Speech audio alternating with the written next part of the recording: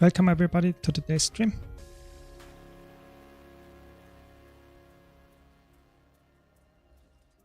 Hope you all had a nice day.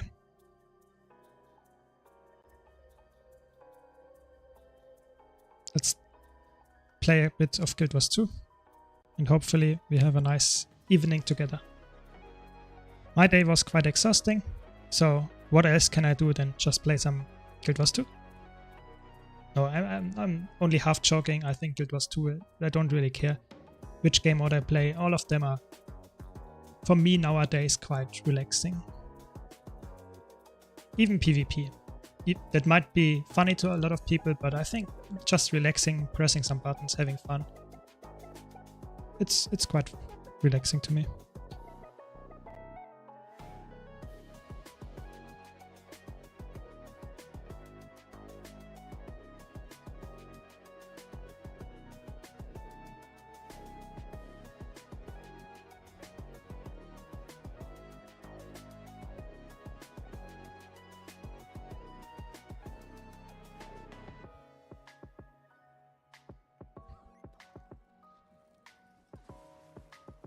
Don't forget to enter the giveaway. We have another Twitch giveaway. Thanks to HQ for sponsoring the giveaway again.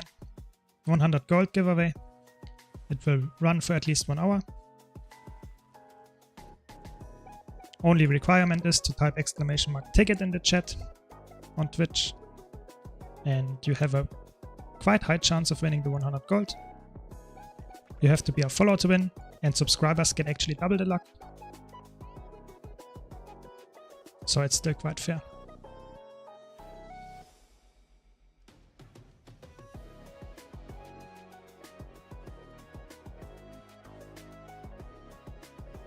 Hopefully we get some exciting matches. Yesterday we had some quite good matches. I played a lot of Tempest, especially support Tempest. Let's see if today we can make some different builds work, and if we feel like the match is getting boring or we don't have that much build variety going on, I will swap to World vs. World, or maybe even some PvE, depending on what's going on.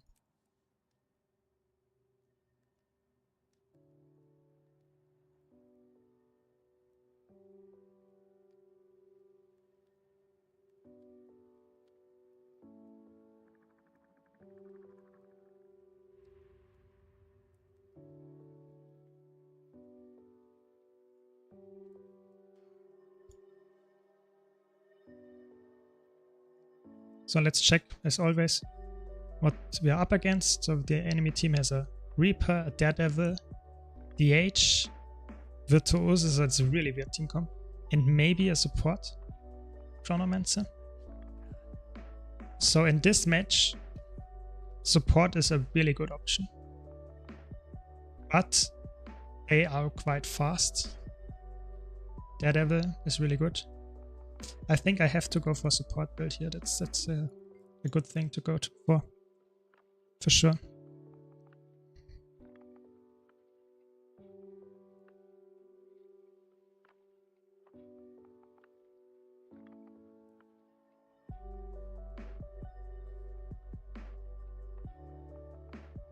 So I always run support when I see my team can make it work. So that means we have enough damage so that we don't have a really bunkery ranked match, because I think that's the most uneventful, most unexciting matches that you can imagine, especially if you're losing it, because if you're losing it, it will still take 10 minutes because you're so bunkery, but you see it coming 5, maybe even 2 minutes in the match already. So I really like to have damage, and I think we have enough damage now. We have probably a Condi Necromancer, maybe a side note, but probably more like a power build on the... Yeah, it's a power. So we have quite a lot of damage, and hopefully some of them is side note, one of those words. And then we have a decent team comp. They have a faster, potentially rotator, which is always a problem on this map because the buffs are so strong. But if we reliably can win the team fight, the buffs don't matter that much. Okay, that's a really early pop of the skills. So hopefully, no emob. He popped everything for it. Okay, I will not go for anything here. Just to make sure that my team gets the damage off. Oh, they are quite pressured already. He's kiting, but I think he will go down. Maybe I should precast the cliff. It's a little bit risky.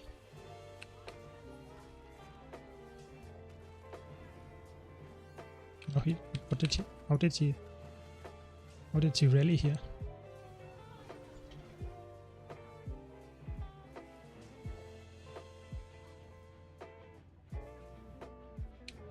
So sad. Life of a support player. I mean, we got the mid cap here, but I'm actually really excited. This guy rallied instantly because we got a kill on the other side. Really interesting. So the cursor add-on is called from the Blish Hut. It's just called the mouse cursor add-on. It helps me to, even if I press both mouse buttons, to see where my cursor is. It's really helpful for a lot of circumstances, because I feel like in Guild Wars 2, especially in the nowadays with the visual clutter that's going on, you can easily lose track of where your mouse cursor is, and I think this add-on helps me to keep it. Another option, if you don't want to install the third-party Blish Hut, would be, of course, how is it called? YOLO mouse. YOLO mouse is also a really good option. Oh, they have so much damage.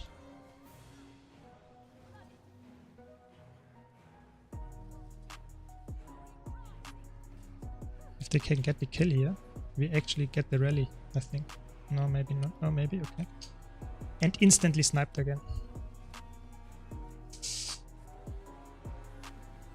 I think the DH is permanently focusing me. That's a big problem. But my warrior is doing quite a lot of damage. We should try to focus more on the points. Yeah, no problem. Always try to help. And I think that's a really good add-on. And I know the problem with the bouncing mouse cursor. I think that's a really annoying thing, and I think I tried to fix it with the setting in-game, but I have to be honest, I think the in-game setting is a bait. The problem is with the bigger mouse cursor, there is a setting that makes the mouse cursor bigger, yes, but, and that's the big problem for me, it's changing the centricity of the cursor to not be perfectly aligned anymore. And that's really, really annoying.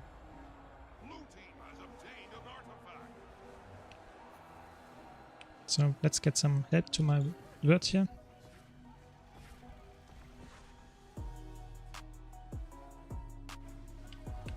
Okay, we got the buffs, that's really good. So I can show you the mouse cursor contrast. If I go to high here, we have the second ring, you know, not the blue one, but the white one. And the center of the mouse is so where the center of the circle is where I click, and it's really annoying that it's not centered around the mouse cursor. So the mouse cursor is not perfectly aligned. If you try it, you will see what I mean. But that's why I think it's really important that you have an add-on that does exactly that, just better. So either Blish Hut or... Okay, he was in Vengeance. That hit. That hit.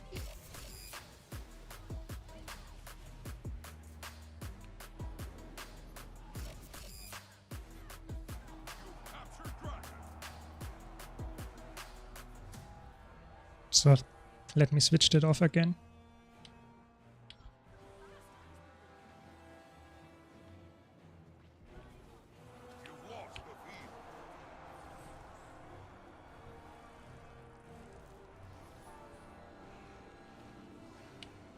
Had to dodge that, sadly, because the corrupt would have given me fear. Yeah, I'm always trying to explain stuff so that people understand why I have the opinion. I think that's really important, and hopefully that helps others as well that watch that stream, or maybe even the VOD. Okay, we should get the kill here. My team is hard overcommitting at far, which is obviously not something you want to see, especially as a support.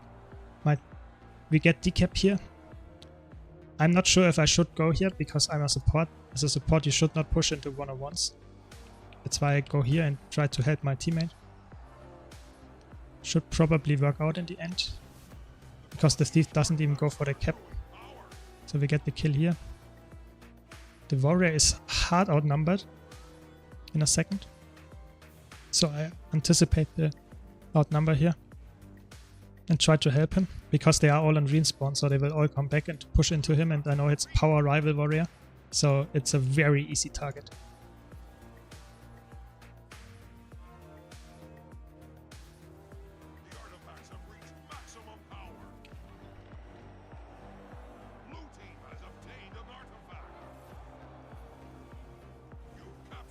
I really like Staff Tempest for exactly that situation. So I know that my teammate is pressured on point, but I can still help him a lot. Just from off point, by going for all the sweet buffs. So he will go down here in a second, I think. I can go for the res. Should get it, yes, and I will try to disengage now. Don't have that many cooldowns. Go on a kite spot just to make sure that I don't get teleported on.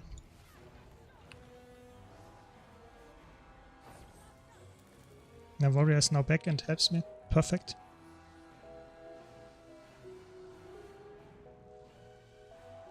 To be a bit careful here, we have the enemy team reinforcing. Was quite a decent wall here, but my warrior is still pressured, so I have to be really careful. Okay, they have the sword buff, so I will probably die here as well now. Should try to make it at least as hard as possible for them.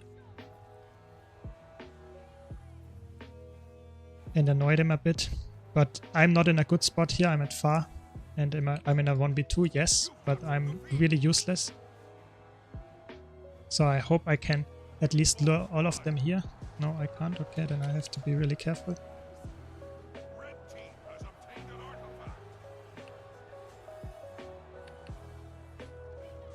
I want to get away from this and go in a team fight, so hopefully I can make that work. I have my teleport up in a second, so I think I'm fine here. But it was not a very sweet rotation, because as a support you never want to be in a 1-on-1, you always want to be in at least 2v2, but most of the time it's even better if you're in a 3v3 or just a fair fight. Maybe we can get the rest here? No. Yeah, okay, that's a disengage again.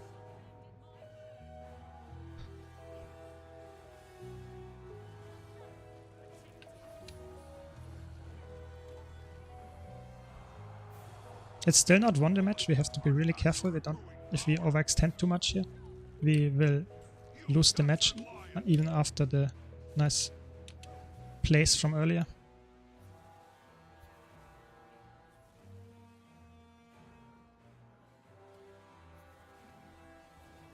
It's really hard in the position. My team is always running in.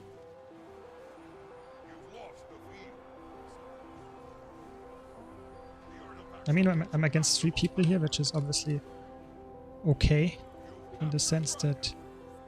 Okay, I try to survive here for as long as possible, just to annoy the enemy team.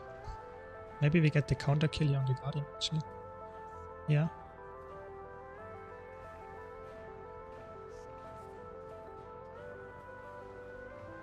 Nice, we get it. Was close, but I survived in the end because my team was coming back from respawn. So I now try to help my warrior.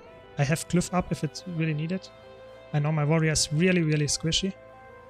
The thief is actually 17%, so we maybe should have chased them, but okay. And the warrior is almost dead.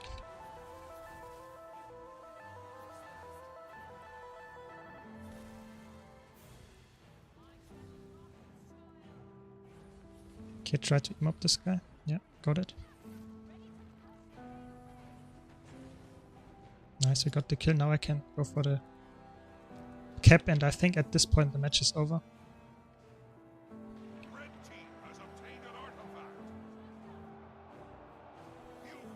now try to cleave this guy, just that I can help my team in team fight, but I think the match is won at this point.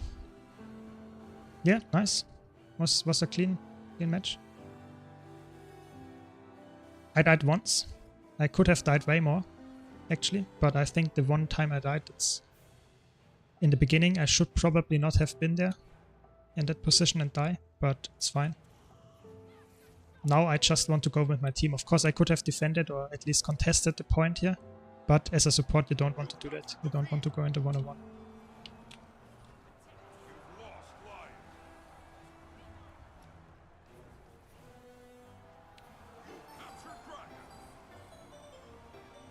Yeah, nice. Quite clean match, actually.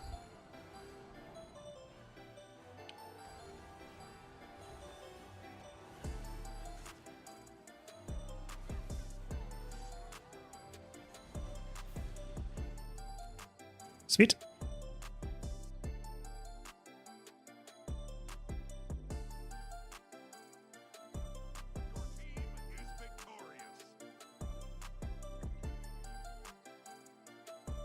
As always, if you have any questions, any comments, be sure to ask.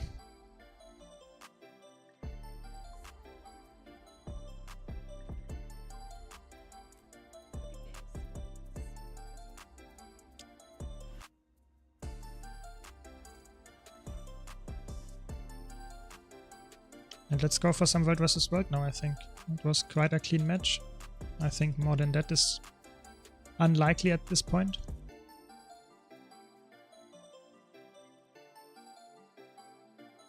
Welcome everybody to the stream.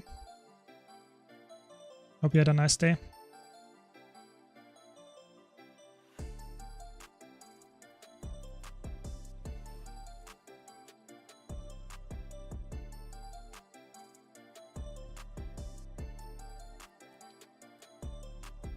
Small personal tip: if you want to get the first tick in World vs. World, just go to one map and switch instantly to another one, and you will get both. You will instantly get the first pip reward. So after 40 seconds now I will get the reward, even though I just joined. Might be helpful if you didn't know that.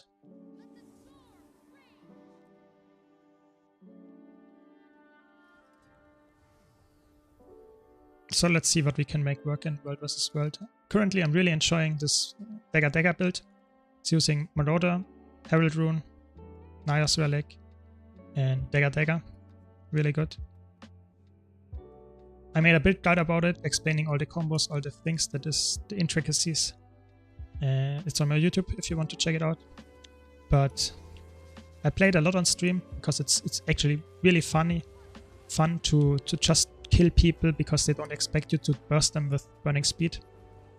And you are really, really tanky. You can easily hold outnumbered situations, and when you land your burst, you can actually kill people in a 1v2, 1v3.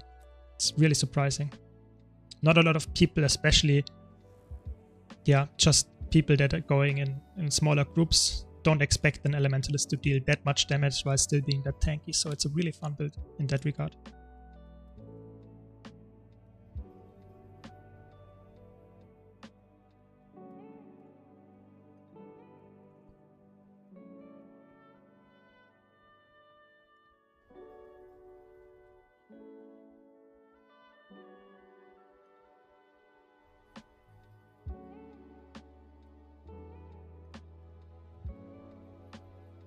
And I really have to emphasize, if you have any questions, especially if you're a new player, I'm really happy to answer them.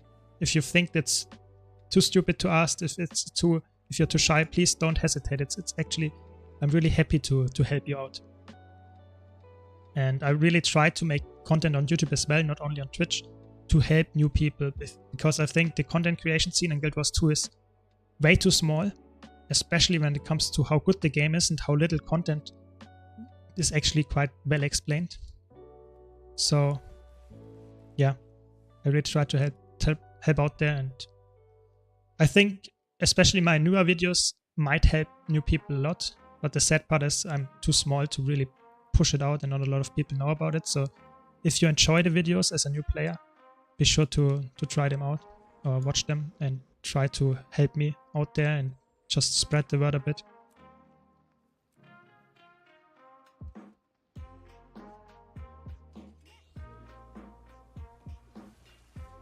Welcome, Scully. Welcome to the stream. Hope you had a nice day. So, I don't know what those guys are doing. Let's go for a camp.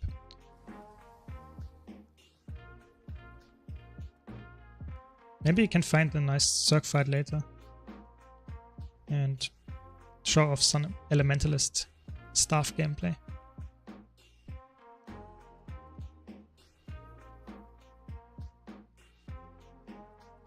We had a discussion in yesterday's stream about Guild Wars 3, if it comes out, and especially when it comes out, or how it will look like. And I think it's really interesting what people think about it, and it's just speculation at this point. We don't know anything for sure. But I think one thing that is not that speculative, or maybe even totally, yeah, a cold take everyone knows about it, will be that there will not be that many game modes like currently in Guild Wars 2. So if it's at all an MMO of any kind, it will not have as many game modes as Guild Wars 2 currently. Because Guild Wars 2 currently, if you say it's really generally, you have PvP, structured PvP, you have World vs. World, which is the open world PvP, and you have PvE. But to be honest, PvE is not one game mode for me.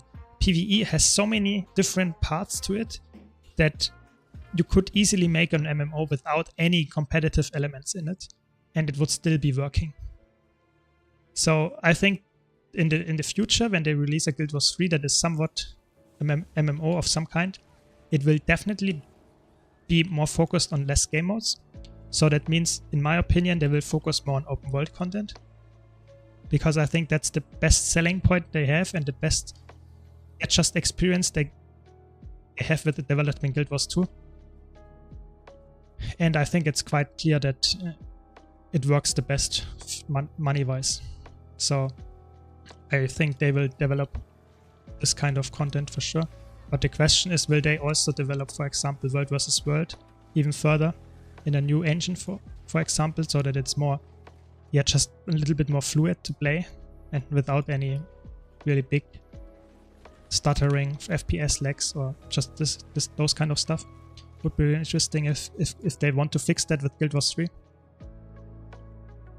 I totally agree with you, Scully. I think if they find a sweet spot that the open world contains easy content for people that don't want a big challenge, but at the same time has, for example, I don't know, maybe some bounties, maybe something that, or yeah, I don't know, something, I don't know how they would call it, that has some challenge to it. For example, when Triple Trouble released, you know, the worm with the 3 heads.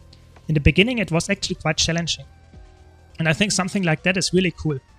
I also think it would be cool to have something that is single player, so that you, if you don't want to or don't have the time to find a group for it, that you still have challenging content in the open world. I don't know how you would do that, but I think that would be really interesting as well. So if it's not needed that you really have instance content that is challenging, like currently raids or the strike mission, the hard ones, I think that would be really cool. I'm not sure if they are able to do that in their, I don't know, vision, because I feel like ArenaNet is always really, they want to be really inclusive and have a lot of content for all the people, and don't really, just are not typically catering to really hardcore people. That changed, to be fair, in the last 2 years when they released the really difficult strike bosses.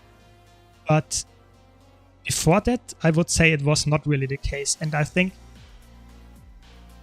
one of the arguments I would have for a new Guild Wars 3 is that Guild Wars 3 should have differences, major differences to Guild Wars 2. Because if it's just the same game in a new engine, that might, don't get me wrong, that might work, yes. But it's definitely not the thing to just make a new game about for 5 years developing time, the same game in another engine. That's too much. So, quick question, how much time does it take to get Gift of Battle these days? So, I think with all the buffs that you can now get, and especially sometimes there also is the World vs. World week where you get even more buffs. I think typically it's around 6 hours or so. With the buffs you can, I think the fastest you can get is 2.5 hours or something of all the pips and ticks. Depending of course a little bit on your, how many current pips and tick prediction you get, depending on the rank of your World vs. World and also of course of the server that you are on. But I would say something between typically around 4 to 6 hours depending on how many buffs you can get. So I would say it's definitely faster than in the beginning. In the beginning it was around 10 hours. Now you can get it down to 6 quite consistently, I would say. Welcome, Psycho Sekai. Yeah, everyone on Twitch, be sure to enter the giveaway, !ticket. Yeah, I think World vs. World has been, even though it has not received any really, really big updates, except from the server changes, but other than that, it didn't really change. But I think the best thing that has happened to World vs. World is that you get quite consistent money and consistent rewards for just playing what you enjoy. I think that's really cool. The latest changes to the defend events and stuff also helped a lot. So if you're going for legendary armor, legendary, just getting a little bit more gold for whatever you're going for in Guild Wars 2, it helps quite a lot. Just passively getting all the reward tracks, getting the tickets, and that stuff. I think that improved a lot. So if you are just getting back into the game, try out a build that you can play, that you enjoy, and yeah, just go in. You will learn all about it. And of course, be sure to check out my YouTube videos. A little bit of self-advertisement, I think, is in place at that point. Yeah. Welcome, Filthy Cash, you're welcome. No.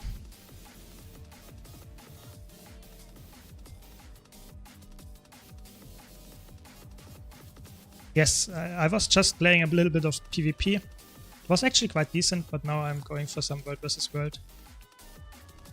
We have a Sword Necromancer. Let's see if we can win that 1-on-1. I think it's actually a very interesting 1-on-1.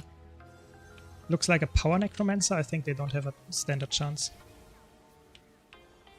Condi would be a little bit more scary because they have more chill application, but I think this is not too problematic. Yeah. Nice. Very good. Yeah, I think the rework...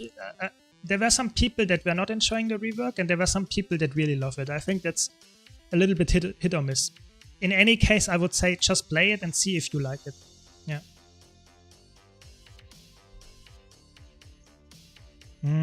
Very nice. Salty PvP teammates. That's what you like to see, for sure.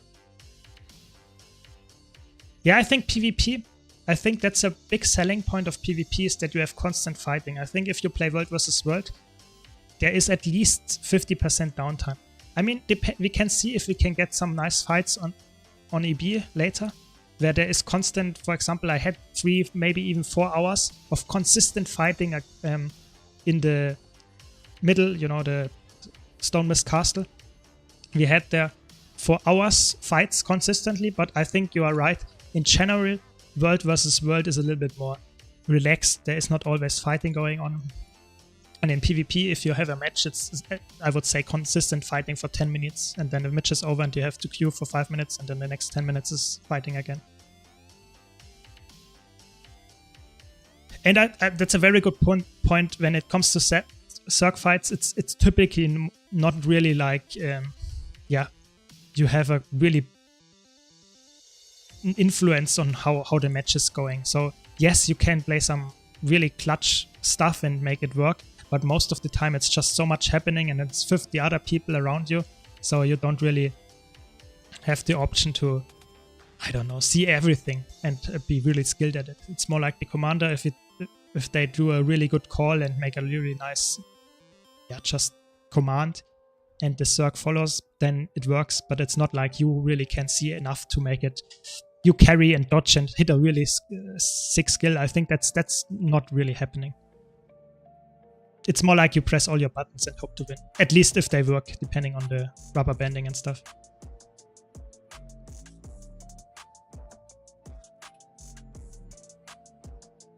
Yeah, I think there are arguments to play both. I would say both have their really big just interest in the player base for sure. But I would say PvP in Guild Wars 2 is really good. I think not a lot of PvP games, or at least MMOs, have that nice of PvP. But the sad part is it's just too little players playing it, so that's why it's not working that well. When it comes to World versus World, I think no other MMO has that nice big Zerg fights. But if you're not into that, just pressing all your buttons and hoping to kill all the enemies, then of course, yeah, I would say PvP is the better option for sure. I think I think that's one of the best things for the casual to have a really, yeah, just a stalling, push and pull, pushing in each other, 2 Zerg fights, having a really contested match. Hopefully you are defending team and get even more rewards for it, and just having fun without any big brain activity going on. So you don't have to really strategize if you go now and just, I don't know, get some roamers ganking on them and the backlines and stuff. I think sometimes World versus World is just relaxing and trying to hit the other team and try to win. I think that's really fun. Especially, I'm actually a big fan of clouding. So if you have a Zerg that is consistently pushing in your defending object and your team is just circling around them in a cloud of people without any big commanding tech, then it's actually quite interesting, I think, to make it work.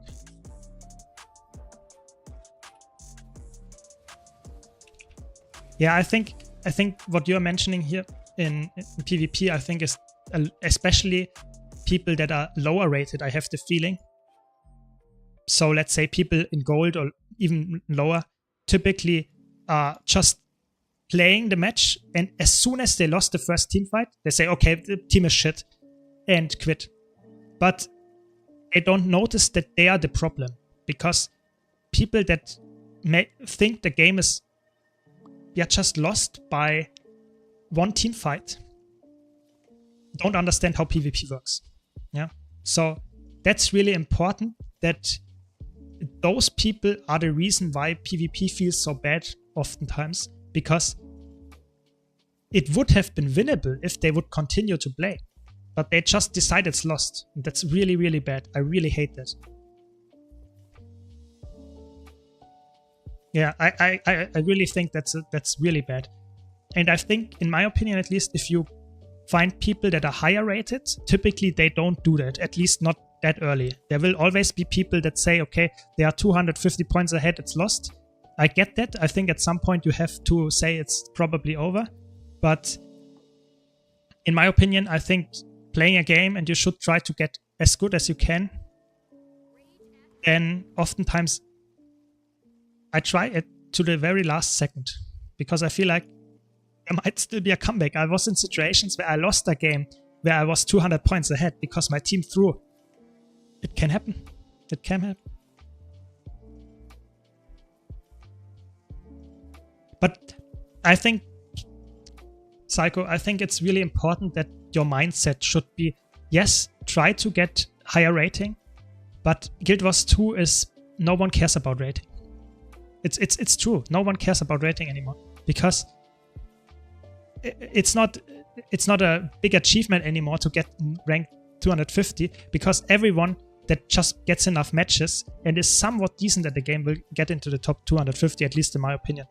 My advice to all the people that like PvP is, have fun and maybe have the mindset of just get better without thinking about the rating. So always try, if I lose a match, I think about it and think, okay, what could I have done better?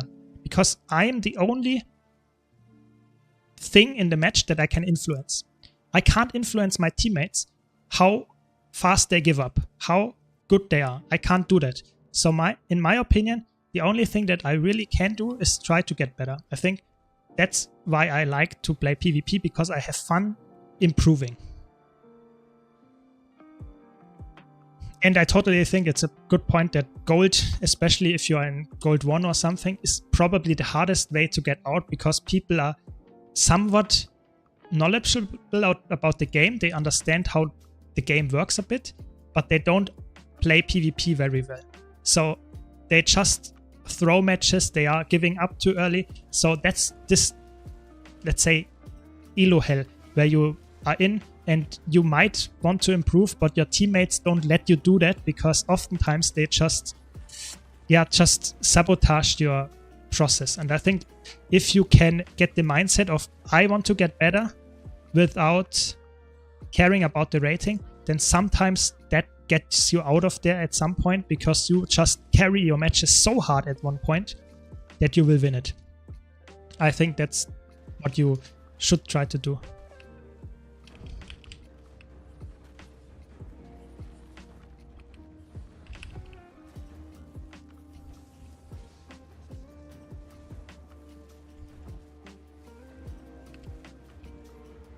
Nice, I got it.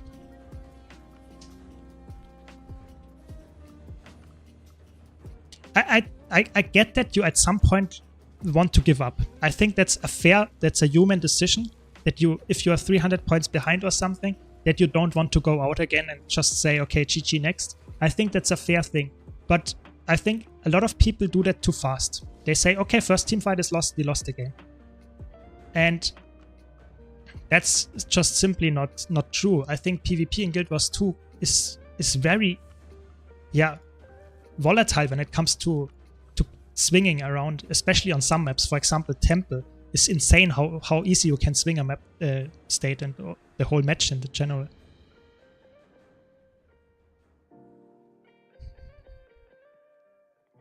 Yeah, I think that's a good thing as well. If you can find a player in the enemy team that lets you duel even though the match is lost, that's actually quite nice.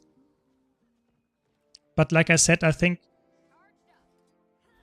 oftentimes the population is the issue nowadays, so that there is just one. If you, let's say you are plat 1, then in the enemy team is 1 plat 1, and then the rest is either gold or even silver, because the population is so low. And that's a big problem. That's a really big problem, because the matches are not, they should be fair on paper, but in the end it's really not. And it's also very it's very frustrating for all the people involved.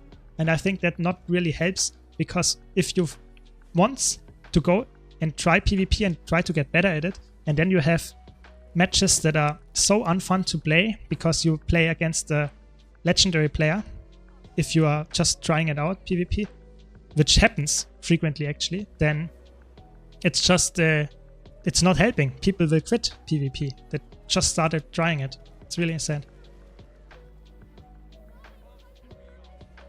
Yeah, I think the biggest problem is that people oftentimes are not realizing that mistakes were made by them and their teammates, not only the teammates. So it's really important that your team tries to improve as the whole and thinks, okay, how can we improve? But most of the time they say, no, you are the problem, and they rather would write 10 lines of comments in the chat than trying to solve the situation and maybe not push far all the time and lose the 1-on-1 or something. I think people often self-reflect way too little, or maybe even not at all. So in my opinion, that's the biggest problem that we have in a rather medium rating of Gold 1 or something. But don't get me wrong, I think it doesn't really matter in which rating you are. I think all the people have the same issue. Even if you are at higher rating, people are flaming others without even thinking about their mistakes first.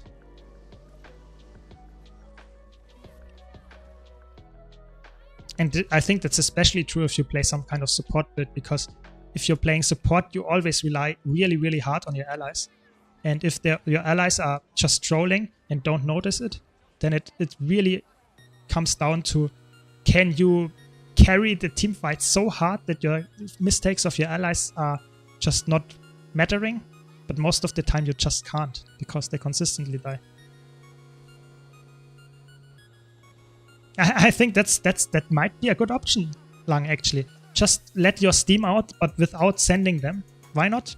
I think that might be a good option. I think it's never a good thing to flame others, because in the end it will not help improve them, and it will also not help them realize that they did mistakes, because most of the time they just quit or think, okay, this guy is an asshole. So yeah, I think toxicity in PvP is is common, but it's not helping anyone. I think that's the very important way to play it. Thanks for the sub, Black Pummel Love. Sorry. Thanks a lot. Really appreciate it. So I think it's really important that your mindset is, I play PvP or every competitive game and try to have fun, try to improve. And when I lose, yeah, it's how it is. We can't change it. What could I have done better? I think that really, if everyone had that mindset, we would have way more PvP games that work out well in the end.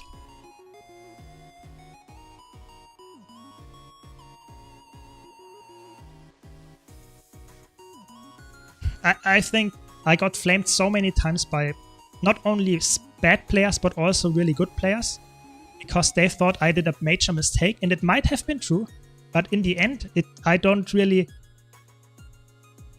doesn't help me if someone calls me, you suck at PvP, go back to PvE or something. That doesn't help me.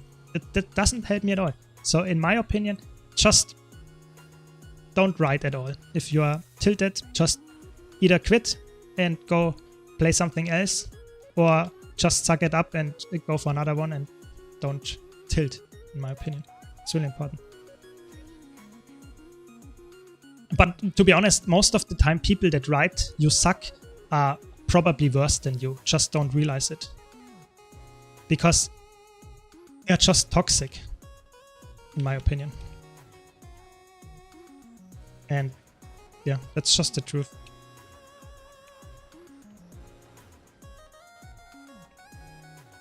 I mean, thanks for the follow, Ostwella. So, by the way, we have a giveaway going on for 100 gold. Exclamation mark ticket in the Twitch chat. You have to be a follower to win. And for all the subs, thanks, Ostwella, for the sub. Thanks a lot. For all the subs out there, you have double chance of winning, so be sure to enter. Yeah, so I think it's really important to have the right mindset for competitive modes, because especially when you enjoy PvP, you get way more out of it if you have the mindset of, I want to get better, I want to have fun, without caring about rating. Because the rating in Guild Wars 2 is just really, really sad. If you look at my rating, I don't know where I'm currently at, but if you look at my match win, so I have in the last 10 matches, I won 8. And that feels good, don't get me wrong, I really enjoyed it. But do you know what's happening soon? It will flip. I will get 5 matches in a row where I lose. And that's really sad. I know it's coming, and it will be really sad. And that's just not a good thing, because for my mind and for how the people will react in this match, it's just not good. And I know that will happen, because PvP right now is just, they are playing on EU. I think, I'm not joking, I think there are maybe 400 people consistently playing PvP in total. I think that's probably the number on EU. And it's just a gamble. I don't know who I will get in there. Most likely I will play against a duo queue of Plat, and I will just lose the match just from the start, because they have 2 good players and I have 1. That's not good, and that's really sad. So thanks for the follow, by the way, Sarek. Really appreciate all the follows and the subs. Thanks a lot, guys. Yeah, Filthy Casual, it sounds like a funny statement, but in the end, it's true. Rating does not matter. If you improve and get better at the game and have fun at it, that's way more important than some imaginary number that no one cares about. You know, there are people out there that have the rank 1 title that are worse at the game than me. I know that for a fact, actually. I don't want to call out names here, but there are people that just bought the title. And that's just really, really sad. It's just sad. So the title is not really meaning anything. So let me read the long comments. 1 sec.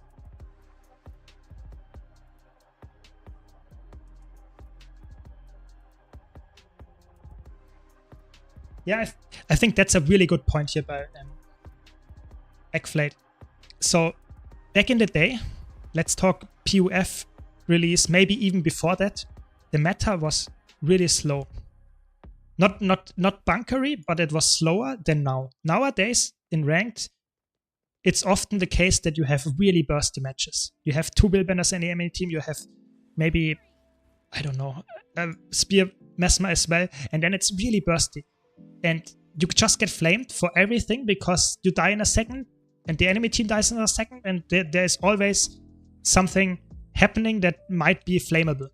But when it comes to a longer and slower paced match, which I would advocate for, especially for a new player, that the meta should be like, then I think you can actually notice more easily who did a mistake or what happened. Because if you die in a 1v3 in a slow rotation, then you did a mistake. But if you die because in a 3v3, 3 Willbenders instantly engaged on you, and it was just too much damage to handle, I'm not sure if you did the mistake or if it's just bad luck in that sense, because they just focused you as a target. So I think I totally agree with the statement that the meta currently is really making the game more toxic than it needs to be. But I have to be honest, I think PvP would always be toxic, just by designing Guild Wars 2, just by how little amount of people are currently playing. And that doesn't help if you have... There are really people that play against rank 1 on NA in their first ranked match ever. That has happened on stream. And I think if you have that happening, then it's not really only about anything that the meta involves on or about people. It's also about the matchmaking or about how many people are currently playing. Definitely. So if the bot says you don't have, you failed to enter, you already have entered. So it's fine. You're in there, don't worry.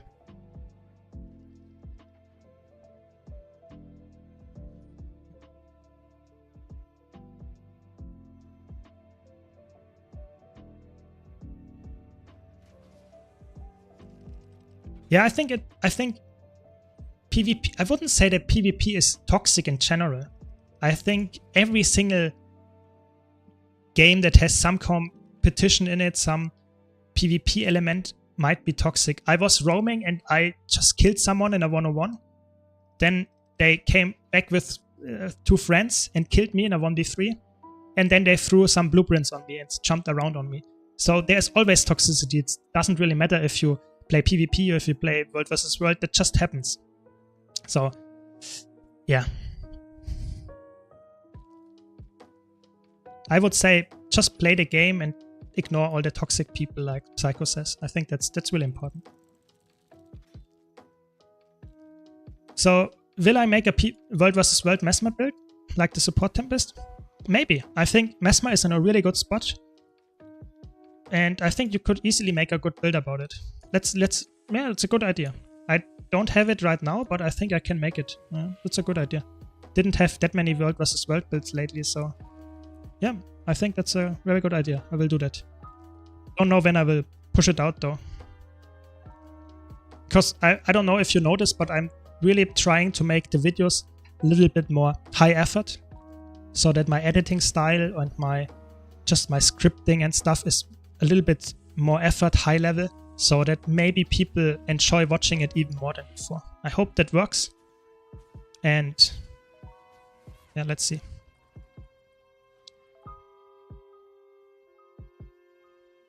I think it's totally fine if you quit PvP for something like that, because if you don't really enjoy it too much, then you should not play it, because I think there's a lot of toxicity in PvP in particular.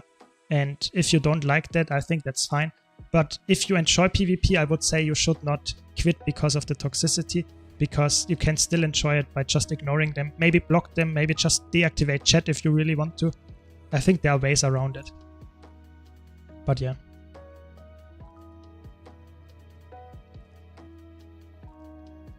Yeah, I did not ride with them anyway, because if they really want to BM me with blueprints and jumping on me, if they need to do that, I let them, you know. It's not like I am frustrated about that. Yeah, of course you can also, Black Flag is really right here, you can of course also go offline, just deactivate your ability to be whisper to. But of course, in map chat, they can also flame you and they can write you mails and stuff. So there is always a way, but I don't really care. Just try to ignore them. That's the best advice I can give you.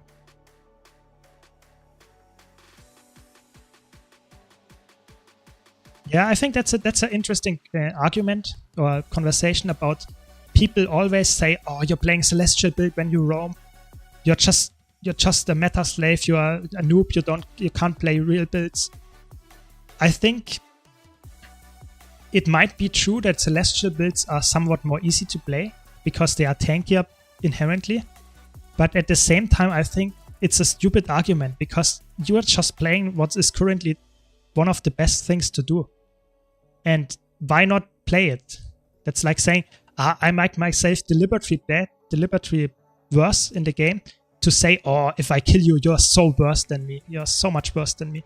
I think that's just a stupid argument. Who would do that? That's like saying, I'm playing soccer, football, with just one foot because I'm so good at it, you know? Who does that? No one would do that. It's just stupid. And I don't know. I think you should have fun in the game, and if you have fun with one-shot builds, yeah, sure, go for it. But if you like to play Celestial builds, why not? Why can't you play it and still have fun with it without getting flamed for it? I think people are really just toxic when they lose to anything. That's the core of it most of the time. Thanks, Leaky Hole, by the way, for the follow. And it's definitely true. World versus World is a game mode that is all about war, where you just try to win with in every possible way. You don't care about making it a fair fight. So if I die in a 1v3 because people gank me as 3, that's fair. That's not a fair fight, but it's a fair game from them. You know, that's what the game mode allows. If you want to play a fair game, you should play in ATs 5 versus 5. That's just how it is. For sure. Yeah, I think it's really stupid to make arguments like that, for sure. Yeah, I hope people don't make stupid arguments like that with the O2. I think that's not something people should do. Oh, we have that's our tower here, and the enemy, both of the enemy circs are in here. So, interesting.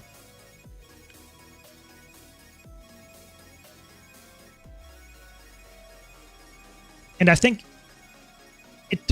it's more like a playstyle thing. So if you like to play as a really big damage dealer without much defense, I think it's totally fine. But when it comes to what is optimal, oftentimes for roaming it's more optimal to have something that is a little bit more sustaining, because you might get outnumbered, and in an outnumbered situation the defensive build is just straight up better because you will not die that fast and you might still kill them. So that's definitely something that I think is really important, that you say if you want to play the game optimally, you should play the build that you think is the best in that situation, and not the build that is the most, I'm the most arrogant person, I can play any build, even this not meta build, and win against you. I think that's just not how you should play the game. You should play the game with what is fun to you. That might be a fresh air Weaver, sure. But if you then lose to someone, you should not blame them for playing a different build.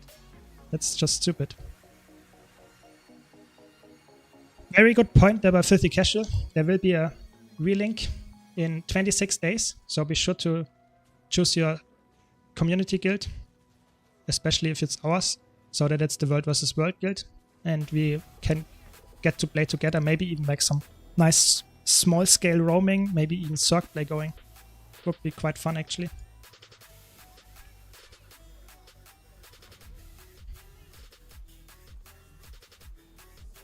Yeah, nice. I think it's important to also interact live. So I try to be live as much as I can without decreasing the frequency of my uploads on YouTube. So I'm always happy to see you guys here and talk to you. And Psycho, it's actually on my YouTube channel. I have quite a lot of guides about making gold and legendaries and stuff. So maybe you check them out. I don't want to advertise too much, but I think that's a good thing to do if you did not watch all my gold guides. and making legendaries. Sometimes it might help you in a way that you did not expect to, and maybe you can make the next legendary more easily. Because let me tell you, one thing I know about Guild Wars 2 is how to make gold and legendaries. I have actually a lot of gold in my account.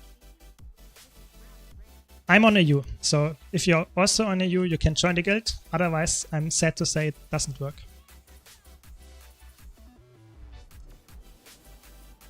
Yeah, it's actually, I think World vs. World, at least for me nowadays, is really fun. You have always something going on. There's a lot of fighting, so I think the argument that PvP has more fighting if you're playing to prime time is actually not that much true. The queue times are quite long, and now in World vs. World I'm consistently fighting. But I get the point that it's way more visual clutter and you can't get see all the skills and really play very skillfully. It's more like smashing all your buttons. That's true, for sure. The gift of exploration. Okay, I can't make a guide about that. It's just annoying. I don't really like it anymore. I don't go for legendaries that need that anymore. I either buy them or I just don't go for them.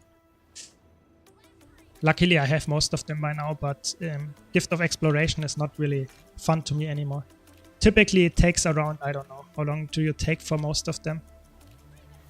I would say typically around, if you are not that fast, maybe 20 hours. Typically, it's more like 12 hours or something if you're quite decent at knowing what you're doing and exploring the map. And the world record, I think, is 4 hours and 30 minutes. So it's really fast, the world record of exploring the map from 0 to 100%. It's actually insane. So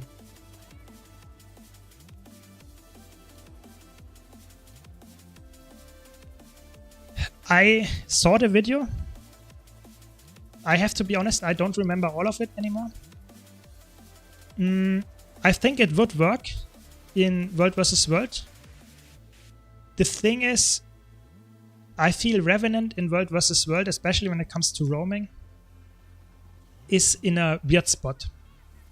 Because it's not... Oh, we lost the tower. No.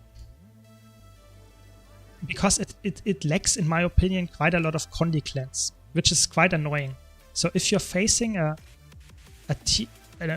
enemy, or maybe even multiple ones that deal condition damage against you, I think you struggle against it. And I really hope that they rework some of the trade lines to make you a little bit better against conditions. But in the end, I think this build would work. I have to take a look at it, and maybe I make an altered version of it to yeah, just come up with it.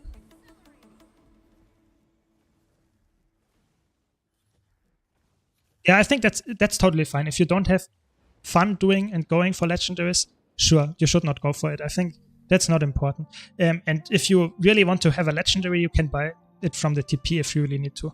So that's also fine, in my opinion. If you play the other game modes, you get gold and you can buy the legendary if you really like to. That's true. So what are your goals for 2025 in Guild Wars 2? That's hard to actually... I think it's more content creation goals. I would really like to increase my viewer rate because I think it's possible. There are a lot of people that want to watch guides, want to watch my content possibly. But I also like to just go for more skins and the stuff that comes out. Because currently I have so much invested in my Blackline keys and my legendaries that I made in the last year. And I just want to get some gold back and maybe get some skins that are bound to raids, bound to achievements, all that kind of stuff. So it's more about collection. So that are my goals, I would say. Nothing really fancy, nothing particularly crazy, for sure. And nothing really just one thing. It's more like the whole thing, just increasing my skin collection that I have. Yeah, I think, but as soon as you take Salvation on Vindicator or all Revenant builds, I think your damage is just bad. I don't really like taking Salvation because it's the healing trade line. It's like when you take Inspiration on Mesmer, you just don't deal any damage anymore. I don't know why it's working like that, but I think it's just true. You lose all capabilities of doing really big amounts of damage just because you take one trade line. For I think Vindicator, it's not that important, I agree. But in the end, Yeah, I think it works. I think it's a really big bruisery playstyle. I think it works. But most of the time I would rather have something that is quite offensive if you play like a Dragoon. But let's see. Maybe I can make a build that is somewhat decent and still does a lot of damage. Ah, yeah. Working on character slots. I know the feeling. I did that quite a while ago as well. Some years now I did go for character slots. It's a nice goal. Provides a lot of utility as well. And they are now on sale. Very good point. So if you have some gems or some gold laying around, it's a very good way to get them. But, and I have to tell you that, I would not buy gems right now. So if you have a lot of in-game gold but no gems, oftentimes it's not worth it to buy the gems with in-game gold right now and then the sale character slots because you pay more for the gems transaction. So it's way better to go for cheap gem prices and wait until the character slots are back up. Just a tip if you are patient and can wait out.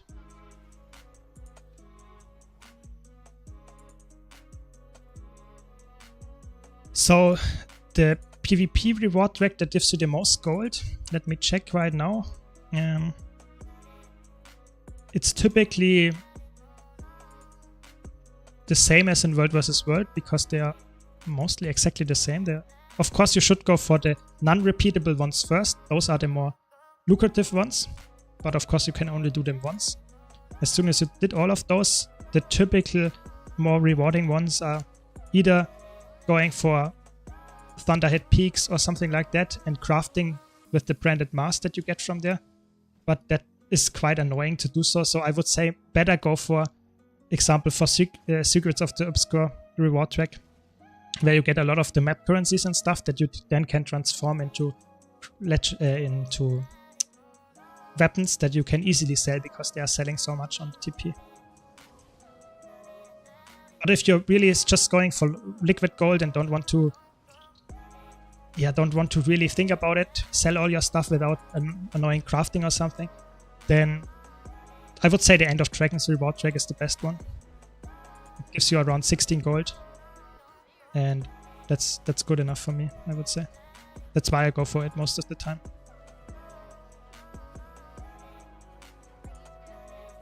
So the best way for getting gold in PvP is actually, if you play ranked, go for the End of Dragons reward track or something and sell all the stuff. And that's it. And if you play ATs as well, so automated tournaments, you get actually really, really, really big amount of money. So you should, if you have fun doing that, you get a big amount of money. Just from the dailies, from the weeklies, you get a lot of gold. But of course you have to be really good to do this. Yeah, it's really confusing with the currency. Maybe I have to make a video about all the currencies and just make a really fast explanation which of them are useful, which you should not care about and stuff. I think that might be an interesting video to new players. Good idea, actually.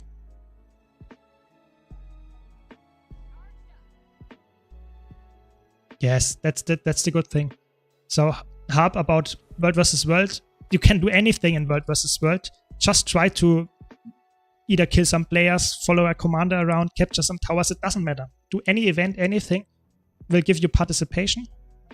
And the participation you can see here in the above the minimap.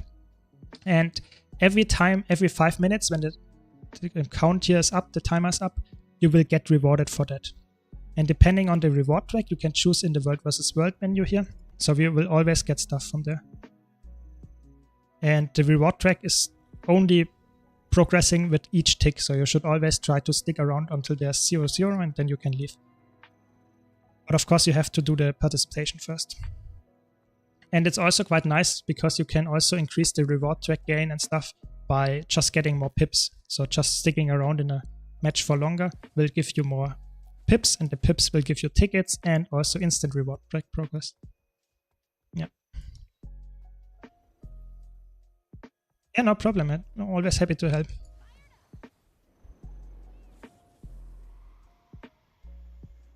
Let me quickly hydrate a bit.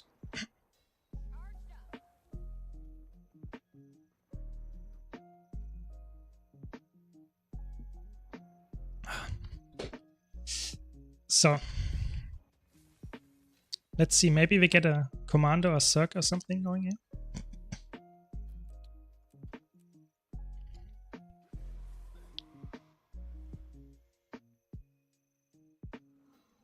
How many percents? What do you mean?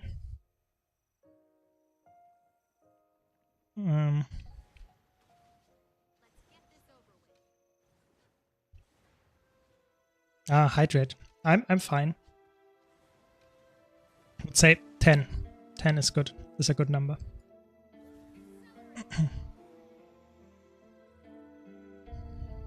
Nothing going on here.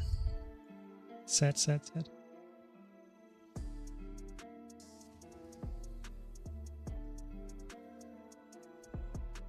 Maybe we can try to flip this tier 2 camp. That would be interesting if we can sneak up under their noses.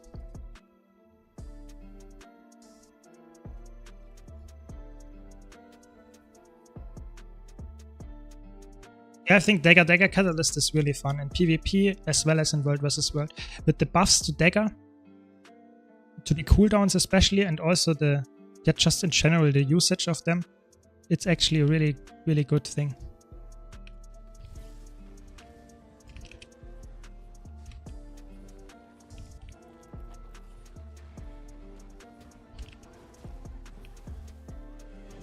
Ooh, they deal a lot of damage.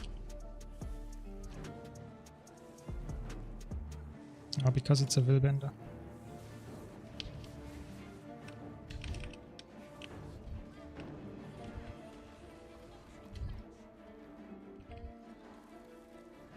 Too many people, sad. 4 people.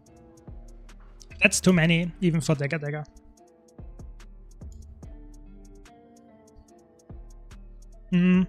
I could make a more detailed video about Dagger.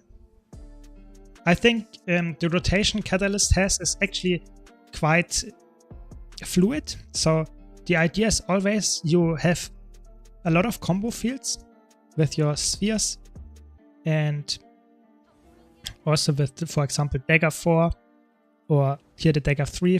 All those are combo fields. And you have a blast finisher here, you have a blast finisher here and here. And even the Air 2 is now a blast finisher, so you have so many blast finishers that you can get a lot of just passive procs of your auras. So Catalyst gets this trait, and whenever you combo with a blast or leap finisher in a combo field, you will get an aura depending on the attunement you're currently in. So if you're aware of that, you should always try to combo when you are, for example, in air. Get the shocking aura, go into another aura, another attunement, and get another proc of that.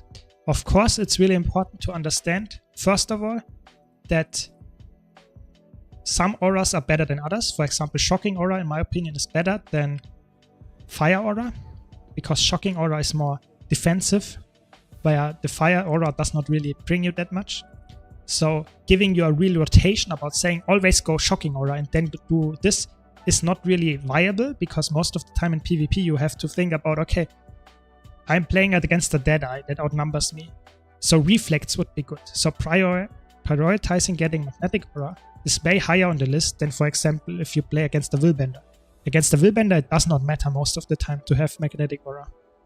So this kind of stuff is really important to understand. But of course, I can make a video about that. I think that might be on the list now. Yeah, sure.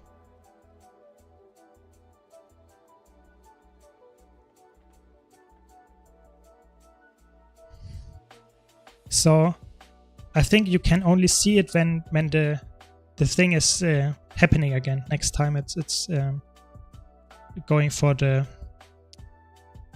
how's it called? They are just a reset of the teams. Then we will see who we are and where we are on the server. This time it's not working right now. Thanks for the follow, Spy. Welcome. I think Dagger leads to just spamming your buttons, but if you know what your buttons do and when you use them in the correct moments, then it oftentimes Dagger feels like you're playing like a god, because you have so many skills, you have so many mobility skills, so much damage as well. It's really, really good. So I think it's really fun. I think that's a good point, that you have to learn as an elementalist that you can easily combo stuff, even though, for example, if you really wanted to get fire order, you might say, oh, there is no blast finisher in fire, so you can't get it. That's not true. You can start casting, for example, this skill is a blast finisher, but it will only count as a blast finisher when it lands. So at the end of the animation, or at the end of the cast rather. So if you swap while you cast it, that goes for every single skill that has a cast time, then you will get the order depending on the element you are at the end. So that's really important. And that's really fun. That makes it way more interactive than just pressing a button in an element that makes it boring. But if you swap around and stuff, that's really, really cool. And the game doesn't teach you that. That's totally right. I think the game doesn't teach you a lot. And that's a big problem. But I think that's also fun, because the game, it's not fun that it doesn't teach you that, but it's fun that you have it in the game. Yeah. Yeah. I mean, it's not for everyone, the playstyle. If you rather play Staff Elementalist in World vs. World, I totally get that as well. I think I might be in time. Let's see.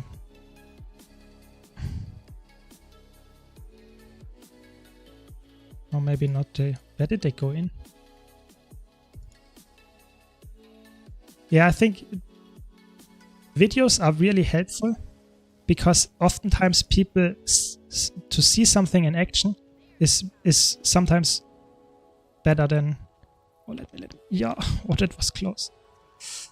Yeah, so I totally get that. But at the same time, if I make a video that explains that kind of stuff, and for example, a lot of my builds are somewhat similar in meta battle, because yes, of course, meta battle gets the same builds from high-end players as I get my builds from. Yeah. Or I create builds and people play them as well. And then they are at some point in meta battle. That's true. But if I make a video about it and explain the build that is also meta battle, there are people in the comments, and I'm not joking. I had that conversation with one guy that say, oh, I'm just copying the meta battle build. That's such a shit video. Don't do that. And I think, okay, why can I not make a video about a good build because it's on a website? I want to explain it to people that have maybe not the knowledge about meta battle, maybe don't have the energy to read two pages of context. I think that's really interesting, because I think a video is different and a video might help other people. So I think the comment of saying it's on a website, don't do a video about the same build, it's not a good comment in my opinion.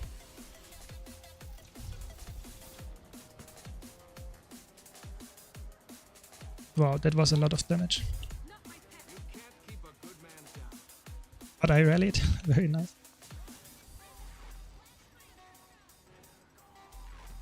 Sad that I died here in the instant. That was actually quite sad.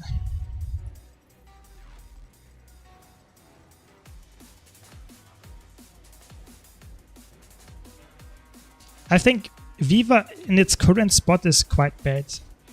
New people that face Vivas don't know how to deal with it, but in high-end PvP, Viva is just really, really bad. It dies so fast because it does not really have enough defense. So it's just a really bad spot. So Harp, don't worry about it. I hope they rework it with the next big balance patch. I really hope. So it should fix the problem in my opinion. Yeah, I think it's true that I should not listen too much to comments that are just saying it's shit. But in the end, I'm a person I want to improve. Yeah. And when someone has a valid criticism about my video, for example, do more gameplay, talk more about combos, for example, like Psycho now said, do a video about the combos and stuff. That is valid criticism. I want to take that into account and improve my next content that I push out so that people are more, get more help from it. I think that's really important. And of course, I try to ignore people that are really annoying and just have stupid arguments or no arguments at all, why my video is bad. That's true, but it still feels like I want to understand at least where they come from with their take. That's true. Yeah, sure.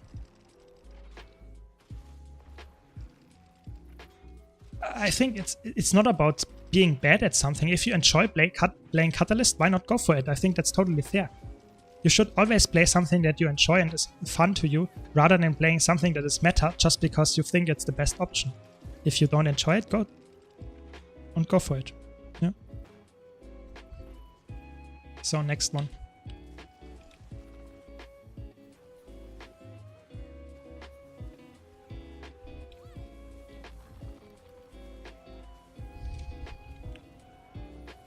Okay, they just gave up and we get tower now. That's good. I take it. Let's join the squad.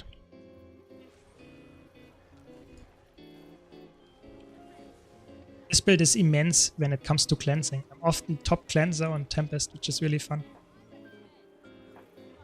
Yeah, of course, if you that's not a joke, Filthy Cash. If you enjoy playing Minstrel and some kind of really weird thief spec, you can do that. You will not get any friends if you do that in World vs. World, because it's probably not something that people want to see, either in roaming, either in Zerg play. That does not really matter. People don't want to see that, yes. But if you enjoy it, why not? You know, it's your game. You can play it how you like. You should not be grieving for obvious reasons. But if you want to try something different, something experimental, why not? I think that's definitely fair. And there are some heal specs out there. You can play Spectre, for example, on Thief. That is actually quite decent. I saw a guy that played heal Spectre in a Zerg. It worked out quite well. Of course, you also have to have a Zerg that makes it work. Yeah, but sure. Yeah, I think my videos about how to counter classes are not the most popular ones, but I think they are quite unique. Not a lot of people in Guild Wars 2 make content about how to deal with something. Most of the people either do a guide about PvP or about just a build in general. That's quite common. But when it comes to how to deal with something, I think not a lot of people actually just think about it. There might be people that are not that experienced and don't know how to do that. And I think that's really nice to get to answer people that have questions like that. So glad that you like those videos. Sure. I mean, there are people always, you know. I find it really fun. Of course, you expect people in PvP that say, "Oh, just get good," you know. Don't play a build that is better. Just get good at the build that you play. Yeah, sure, that's an argument. But I think the really funny thing is, I actually notice people commenting under my Celestial open world builds and saying, don't play Celestial. Just play Berserker and good. Dodge all the attacks that you need to dodge.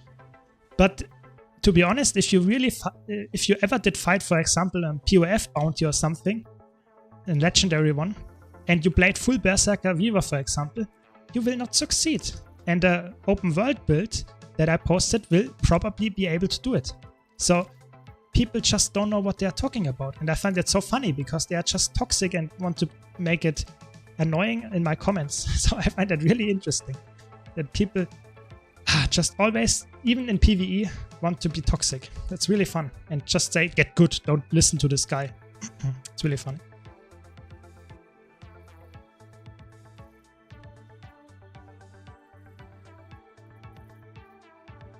Yeah, exactly. I think the heal Spectre build is...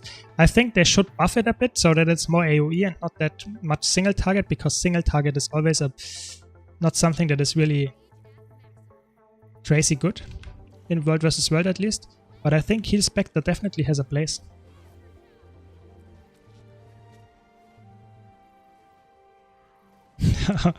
Oh, please.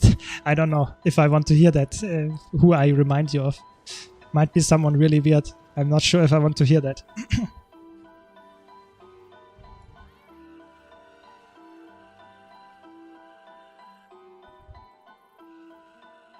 I knew it was coming actually. Especially when I play people like this, you know, these characters that are almost looking like this guy. I knew it was coming. Yeah. Yep, I know. I mean, I try my best to make the stream entertaining and educational at the same time. So I think being positive, helping people, I think that's really a good thing to do so. And I really try to do just that.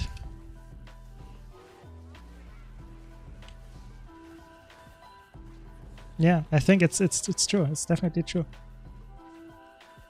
Great minds think alike, for sure.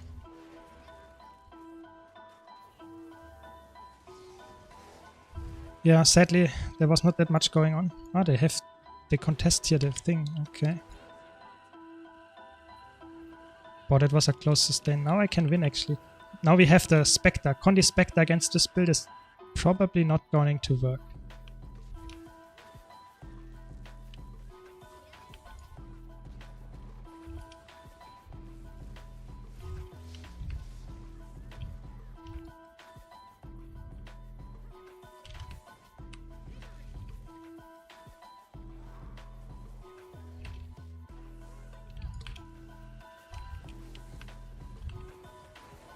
I have so many Condic lenses. As a Condi Spectre, you should not win this.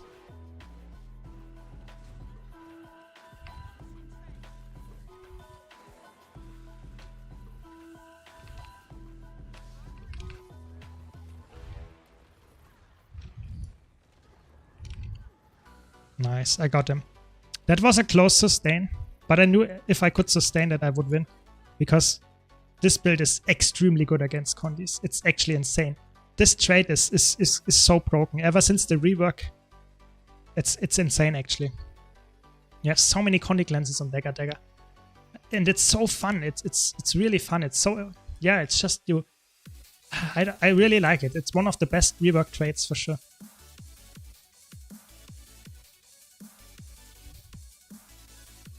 So let's, oh no, sad day. Commander left. I wanted to get some Zerg fights.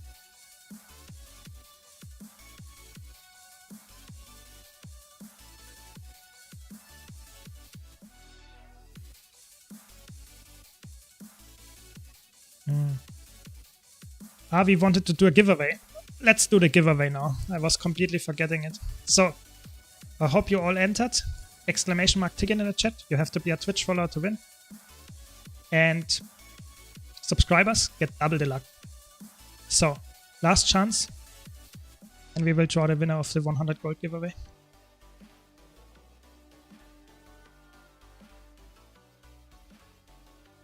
I think that's one thing that I really enjoy, that I have all the relics now, so I can use them in the legendary relic as well. So I really, that's the first thing I go to do when I do farming of the new updates. I always go for the relics. Yes, so it's exclamation mark ticket to enter. So let's see.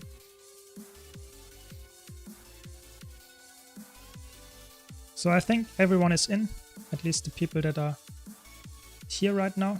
And yeah, good luck to everyone. See who will win. And it's Filthy Casual. Congrats to you. Please let me know your account name, but I think you also don't need to do it. I can just send it to you in game. There we go. Congrats to you. Deserved long-time viewer. Congrats. Don't worry, we will get more giveaways in the future. And yeah, congrats.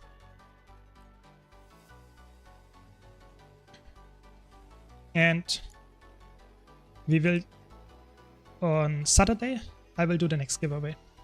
So, like I said before, thanks to ItsQ for sponsoring the giveaways.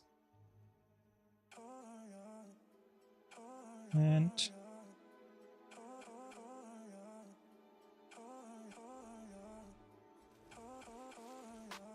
so, yeah, I don't want to boast or something. I just played the game for so long. That's why I have so many legendaries. That's just the truth. So don't take that and think, oh my god, that's insane. Just think how insane it is, how many hours I put into the game. That's more insane, and then you would say, okay, that's just a crazy person. It's nothing special, but it's nice to have the convenience. I get that. So it feels like PvP is too fast-paced for early mechanics. I think Elementalist, Secret Kirito, is currently in one of the best spots it has ever been in PvP.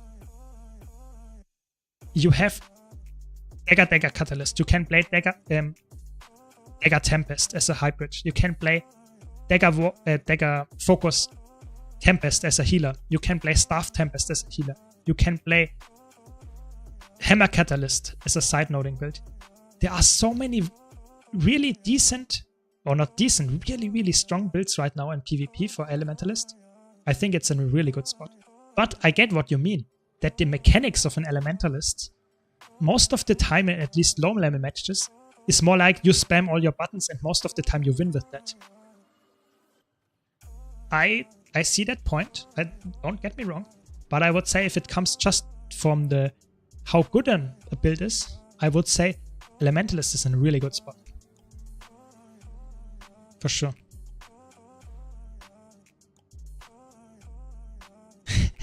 Yeah, I mean, it's always like when I show my character slots, when I show my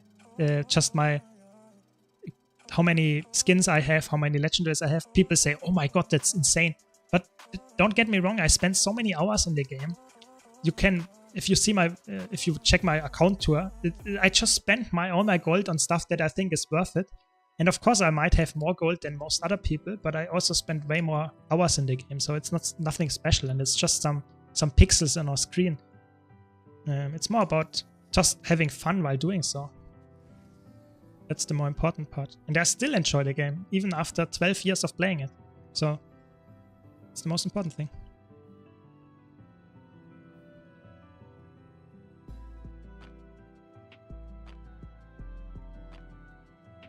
Yeah.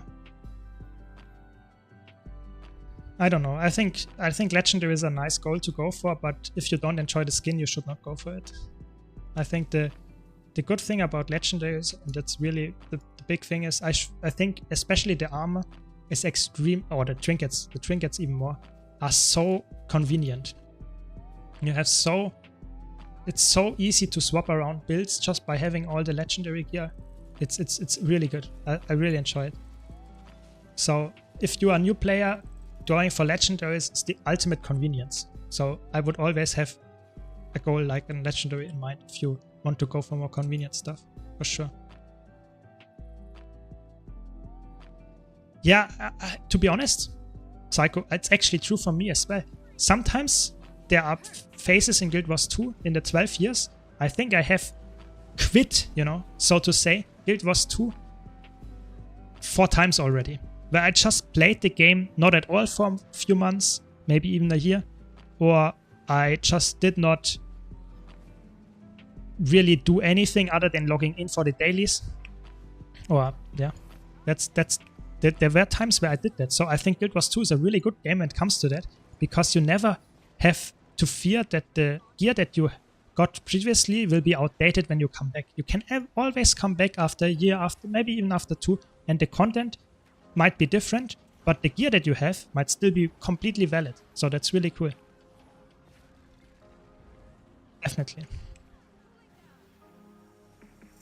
Yeah, it's a good thing to go for Nevermore. I think it really fits the Elementalist as well. So do you play any other MMOs as well? So I tried a lot of other MMOs. I don't play any MMOs to that extent as Guild Wars, so I don't have any MMO at over 10k hours.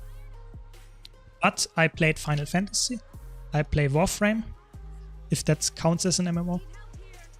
And yeah, I play Path of Exile, but it's not an MMO. So yeah, that's about it. So I wanted to make some YouTube videos about that as well, but I thought, okay, currently people watch me for my Guild Wars content, so I want to stick with that. But maybe in the future, maybe 1 or 2 streams, I can do that as well in the future, if you're interested in that. Yeah, I'm not sure if I would enjoy WoW when I come from Guild Wars, to be honest. What was my first MMO? My first MMO. I think my first MMO was probably Star Trek Online. I don't know if you know that. It's about Star Trek. Who would have thought so? And I played that because I was a really big Star Trek fan. I think it shut down last year, so it's not there anymore. But it was a fun MMO. Nothing too crazy. And then I started Guild Wars 2, I'm not that old that I can say I played all the MMOs. when they came out. I was quite young when Guild Wars came out as well, so. I will try Ashes of Creation when the final version comes out for sure. I think it's an interesting game. I'm not sure if it really will be suited for me, but I will try it out for sure. I think it's a really, really worthwhile game to play, and it looks really interesting, for sure. But for example, Ashes of Creation is an interesting game, and I'm really trying to just have fun and try to play it. But I don't play every single new MMO that comes out, because for example, Throne of Liberty came out last year in the West, and I did not try it because the combat was just not for me. It's so clunky and feels not really fluid. And when you come from Guild Wars 2, I think one of the biggest expectations that you could have as a player is that you want to have an MMO or something that has good combat.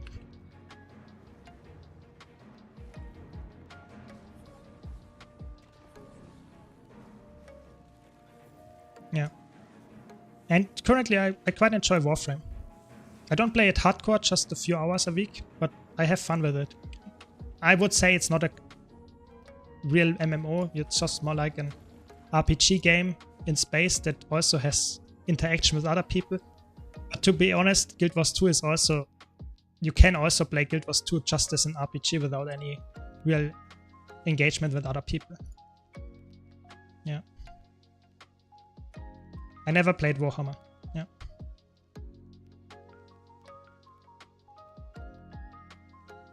Yeah, it's definitely... I think the game engine of Guild Wars 2 is the biggest issue. So that's why I think they will do... If they will do a Guild Wars 3 in the future, that's the biggest improvement that they can make. Going for a better engine and keeping the general combat flow the same. Then it would be an amazing game. Really. I think so. For sure. Yeah, I saw some videos about Throne and Liberty, and I thought, okay, that's not for me. That's just not for me. And I didn't even try it, because if the combat is shit, that's the best thing about a game, in my opinion, that I enjoy doing. So if the combat is not for me, I don't play the game. I would not enjoy it. Yeah, for sure.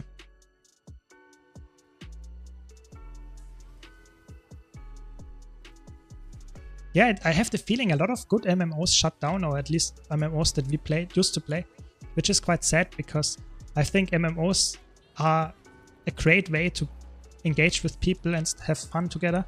But I feel like a lot of the younger generation of the people that are just younger than us are typically not playing MMO anymore. They are more like, they like really fast-paced and games that are not grindy at all. So they are Fortnite enjoyers, Valorant, and that kind of stuff. Don't get me wrong, I think those games definitely are worth it, but they have not that much engagement with the community than in MMOs typically. Yeah, I tried BDO. That's a very good point. I also played BDO for a while, but I was getting annoyed by the pay-to-win angle and yeah, the combat is really good, but everything else feels they want to get your money, and I don't really like that. That's why I enjoy Guild Wars 2 so much, because I can get every single thing in the game by just playing the game and having fun, and I don't have to spend a lot of money on it. If I play a good game that has a sub-fee, I think that's fine as well, but making a game deliberately worse just to sell you the solution is not something that I enjoy, and I think BDO does that quite a lot.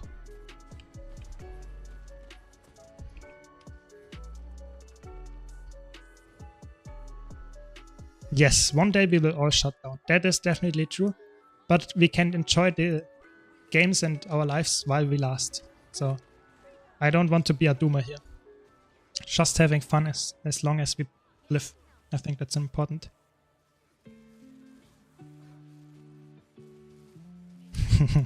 Yeah, I think BDO has something for people that are interested in women. I think that's definitely true.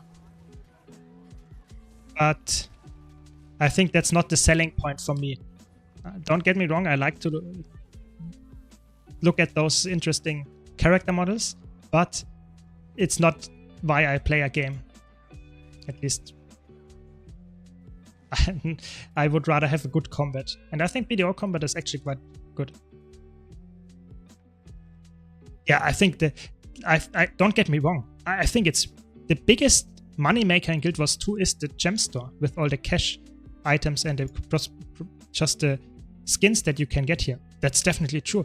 But for me, as I did not spend that much money on Guild Wars 2, I just bought the expansion and that's it. And I got so much playtime out of it, and I still have all the skins that I want to have, which are quite a lot nowadays. So I really enjoyed it, definitely.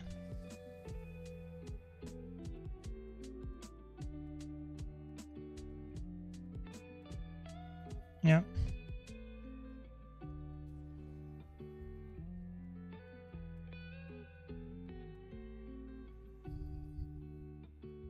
I think Guild Wars 2 is overall for me the best MMO right now to play, but that might change in the future, especially when they continue to make the game look like it's in a little bit of maintenance mode. I feel like the latest updates are a little bit weak, and if they don't change that, I'm not sure if I will continue playing the game as hardcore as I have been the last 10 years. So that might be true.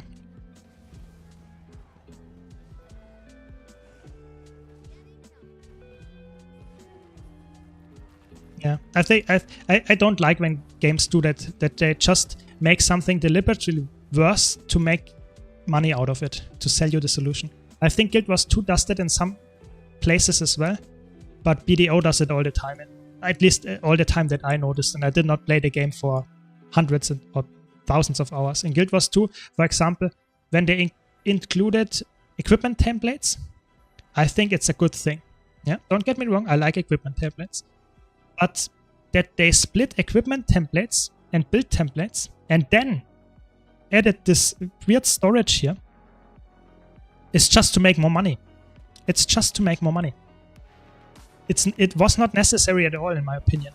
You could have bundled that, or you could have made it more interesting to go for. I think Guild Wars 2 does that also at some point. But it's by far not as worse as bad as in BDO. That's true. So when Guild Wars 2 is not my main game anymore, I would say it highly depends what is at the time a good game. Because if it would happen this year, I would swap, for example, maybe to Warframe, to be honest, or to PoE, something like that. If it would happen in 5 or 3 years or something, maybe Guild Wars 3 comes out until then, and I can swap to this. I don't really know. Depends a little bit on how the state of the gaming industry is at that point. I probably won't play WoW because WoW is not the combat is not that intriguing to me. But yeah, I don't know. Maybe Ashes of Creation is out fully then, and I will play it. I have to be honest, it might be a meme at this point, but if it ever comes out before I die, I will play Star Citizen. It's also some kind of MMO. I would also be interested in that. It's a meme at this point, I totally know. But I would be interested in playing it when it's fully out. Yeah.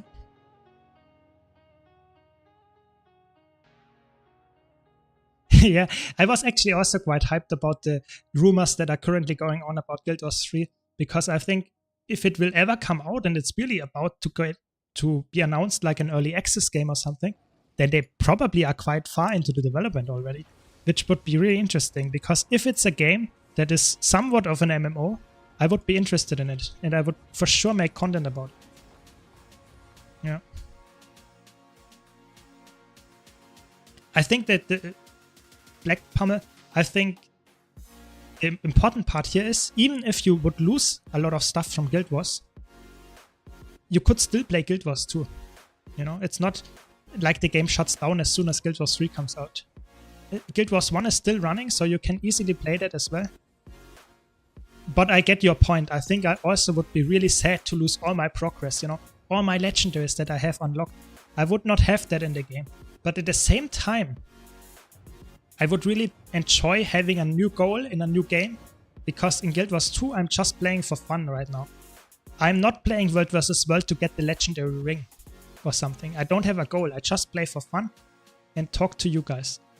So in the end, I would really like to have something that is fun to me, but I also have a goal, and I think that might be true. Yeah, I totally get that. If you invested so much money to get, for example, the Dragon Void infusion, I totally get that. That's actually sad that you can't convert that. That's true. But maybe you find something new and fun. I think you should. I think new stuff might also help to create more fun gameplay in the future.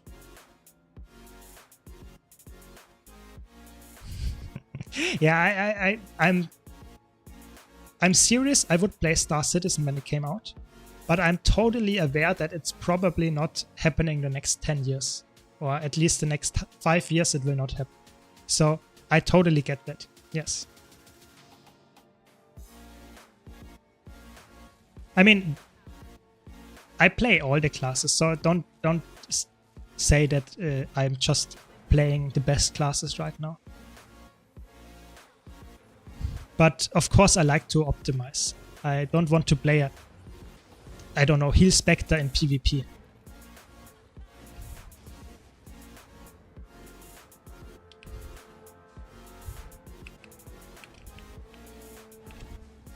Oh, he dodged my fire grab. Sad. Gotcha. Let's see if we can make the 1v3 work here. Oh, that's quite annoying. So much damage as the one before it. Sad.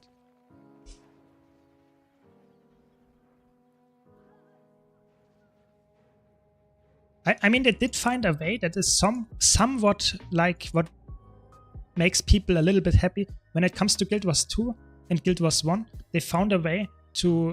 where is it actually? I don't really know in general. Yeah, Hall of Monuments. So those achievements you can only get from Guild Wars 1. And if they implement something like that, not only with achievements, but also with skins, maybe infusions, that would be cool.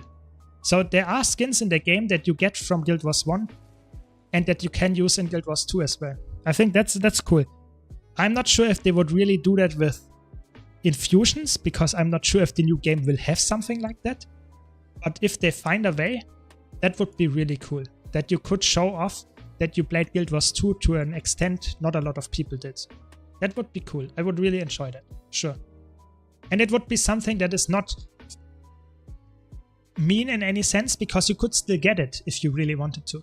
Because, for example, the Hall of Monuments achievements, you can still get. You can just play Guild Wars 1 and get them, if you really would like to do so. I think that's nice. And I would also enjoy that, because I invested so much time in Guild Wars 2. I have to be honest, I would be sad to lose all of that progress, for sure. But if the new game is good, maybe I find even more time to play the new game. But I have to be honest, they have to be really careful that it's not like you get all your progress gets transferred. So that would be the worst thing that they could do. If they really release a new thing, a new game in the future, they should reset all your progress. You should only get maybe skins on something, but nothing really account progressing. Because otherwise you will have played through the game at the day one. I think that would be the worst thing that they could do. There has to be some long-term, some longevity in the game, some long-term goals. That's really important. I really hope they do something like that and don't do stupid things just to make players happy, and that would be not wise, in my opinion. So I would not advocate for transferring legendaries, because that's something that really has value in the new game. At least if it's somewhat MMO style or RPG style. Of course, if it's a card game or something, it might be something completely different, yes.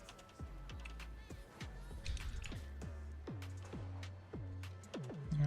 I think a new class or some really interesting different designs would be really fun, for sure. I'm not sure how interesting a new game might turn out, depending on how the content looks and what the general direction is, but they will tell us and then we can speculate more.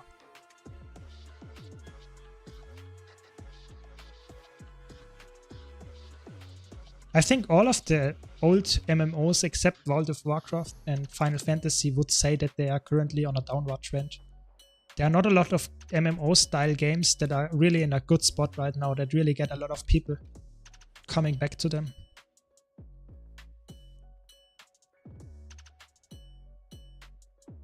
Yeah, then I'm with you, Black Pummel, for sure. Yeah, I think Elder Scrolls is actually younger than Guild Wars. Yeah, I think so. But I think, in my opinion at least, I would say Guild Wars 2 has aged pretty well. I think the graphics are not too shabby, and the how you play and the combat is still one of the best in the industry. So I would say it's not a age problem when it comes to Guild Wars 2. It's more like just the general content amount that they deliver is not enough. Yeah, the retail WoW is quite extensive after 20 years, definitely. Yeah.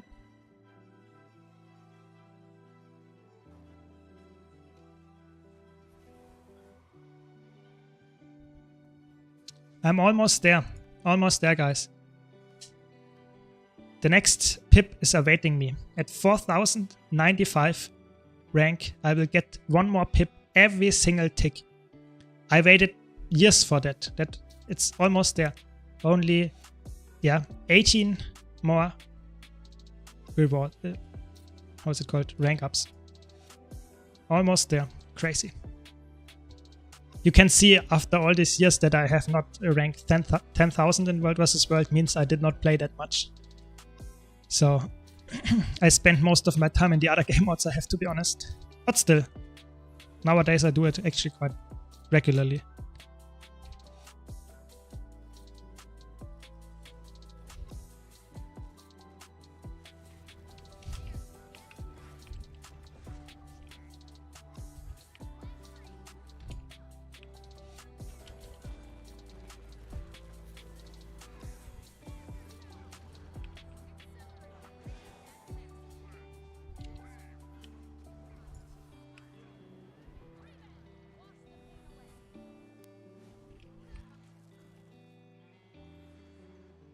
Yeah, I think World of World, how is it called?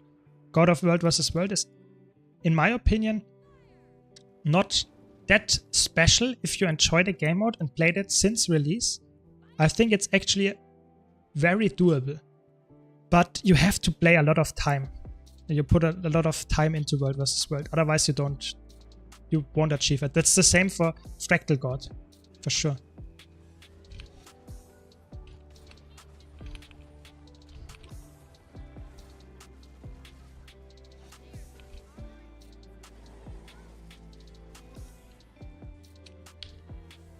Sad, I didn't get the kill here.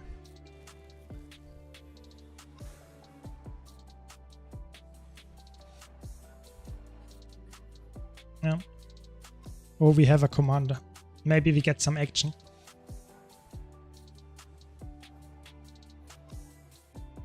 Yeah, I think I think I like those titles because there are some long-term goals that you have to just spend a lot of hours. It's not like you have to be really skilled to get that. So I think that's totally fine. I think the only title that is a little bit more annoying to get would be the PvP one, just because there's so much win trading and you can't really just play really, really well to get the title. It's more like you have to play at off hours and really be annoying, play duo queue. It's not a nice rank to go, no, not a nice title to go for. All the other gods are actually quite decent to go for.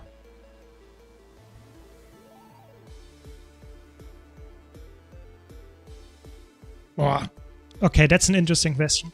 So, in your opinion, overall, which class hits the sweet spot of both easy and versatile when you take every elite spec in consideration for all sorts of PvE from group to solo? So if it's from regarding group PvE, I would say it's Mesmer for sure. But as you also included solo content, it's harder because in solo content, Mesmer is actually not that crazy good. Oh, that's a really tough question. Let me think about it for a minute.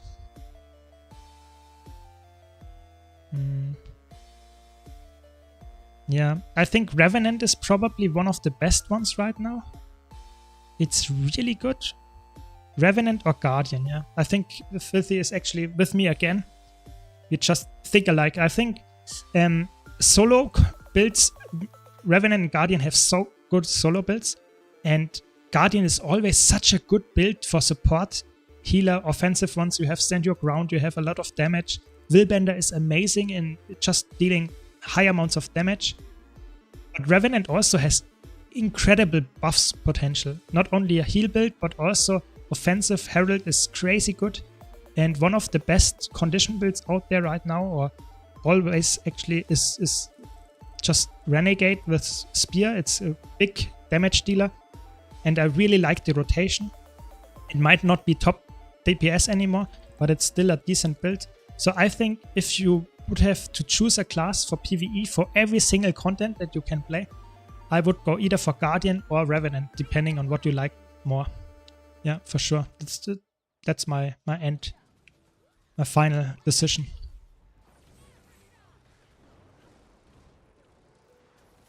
Yeah.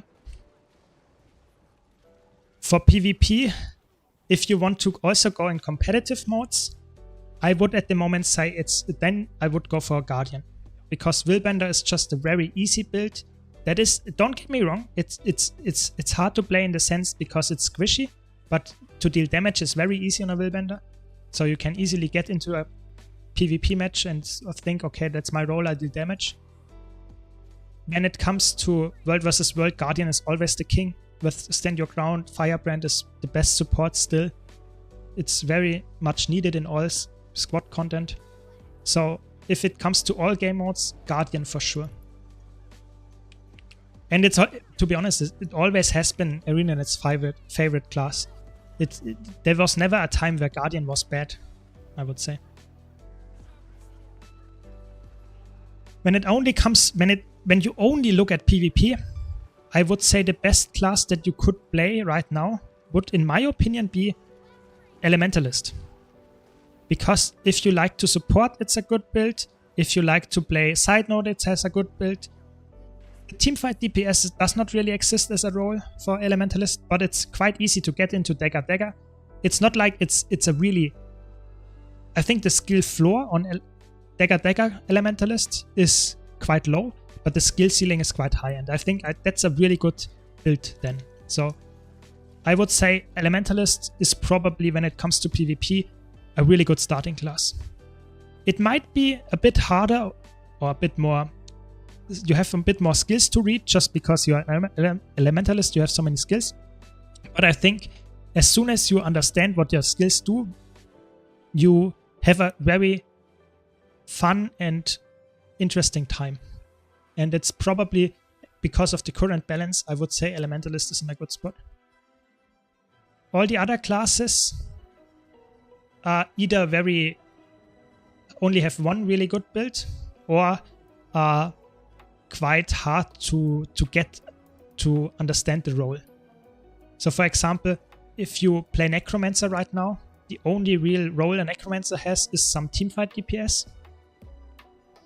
And that might be quite hard to get into, because Necromancer is not in the best spot right now. It's in a good spot, but not in the best. And I would not recommend to play that for a new player, just because it's quite difficult.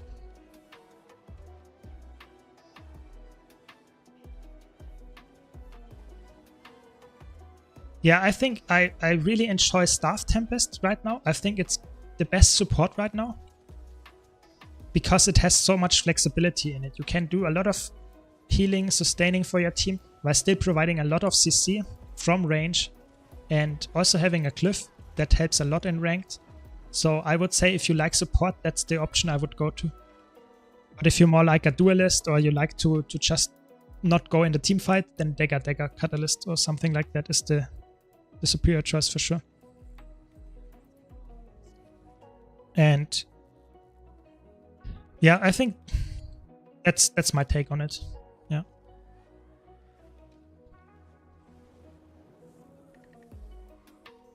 I think Staff Tempest or Staff Elementalist in general in World vs. World and PvP I really enjoy because you feel the impact of all your skills. It might be slower in the sense that all your skills have a cast time or feel like it's not that... It's just not fast-paced in the playstyle. But I think I totally get why you would say you don't have to think so much because you just don't spam your skills that much. Staff Tempest, a really good Staff Tempest in PvP, is not spamming the skills. It's way more about the positioning. So where are you standing? Where is your team? And I think that's a very interesting thing to learn because that not only helps on Elementalist, on Staff, but also on all other builds. Positioning in Guild Wars 2 is so important. It is so important. And I think that's very important to learn. And if you can do that on a build that forces you to do so, like Staff Tempest, then you will learn and get that on other builds way faster. Because, for example, say you understand how to position yourself and then you play Condi Reaper, which is a very slow build. But if you know how to position yourself, then you can be a really deadly force. But if you position yourself wrong on a Condi Reaper, then you are instantly dead to Willbender. So I think that's really important that you learn something like that. And I'm still not the best at it.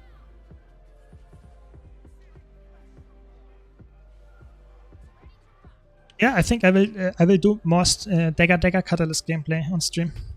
Maybe not today because I will end the stream soonish because I'm quite tired. It was an exhausting day. But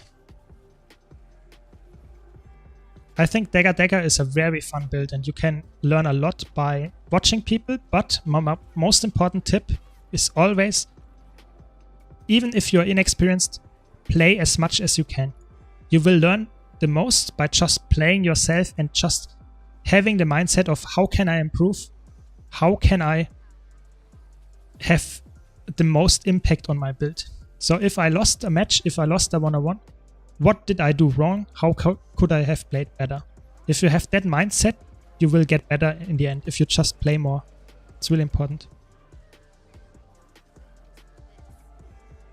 Yeah, so...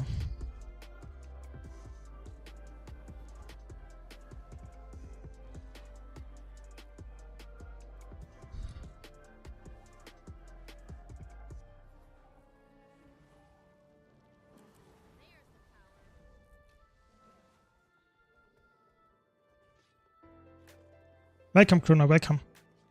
Yeah, I guess we can go for one match of Dagger Catalyst, but then I'm done.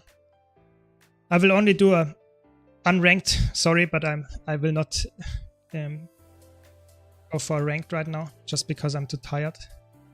I don't want to throw for my team. So let me quickly check. Because you asked so nicely, we can do that. Let's quickly check if I have the correct build.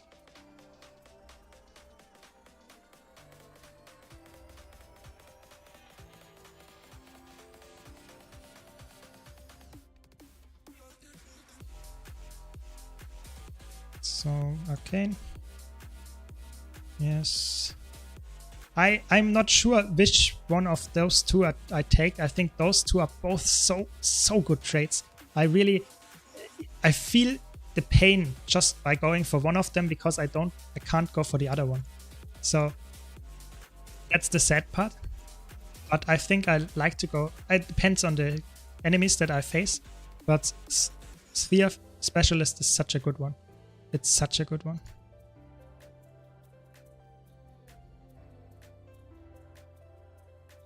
Yeah.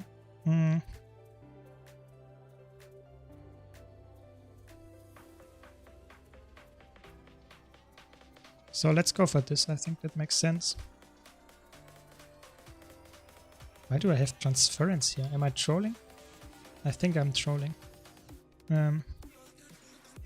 Okay. And Heretic. It's really important on Dagger. The healing power is so good on this build. But of course you also have to go for a different rune then. warrior is very important to get a little bit more vitality, because the vitality, if you lose vitality, it's death sentence. And I really like to go for Nios Relic because you have so many Condi cleanses that it procs so often. But it depends on the team. So if the enemy team doesn't have any Condis, then you have to swap that. For example, one good option is also Fireworks could work, Scaring could work. There are a lot of options actually.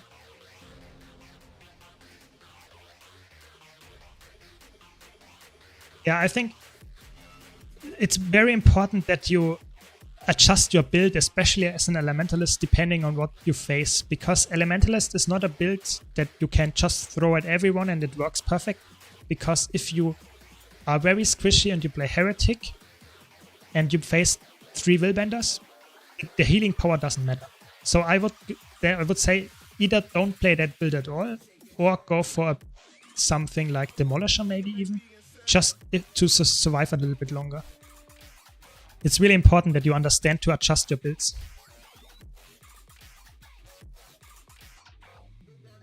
Yeah, Core Element is a little bit weaker than Catalyst. That is true, for sure. For sure.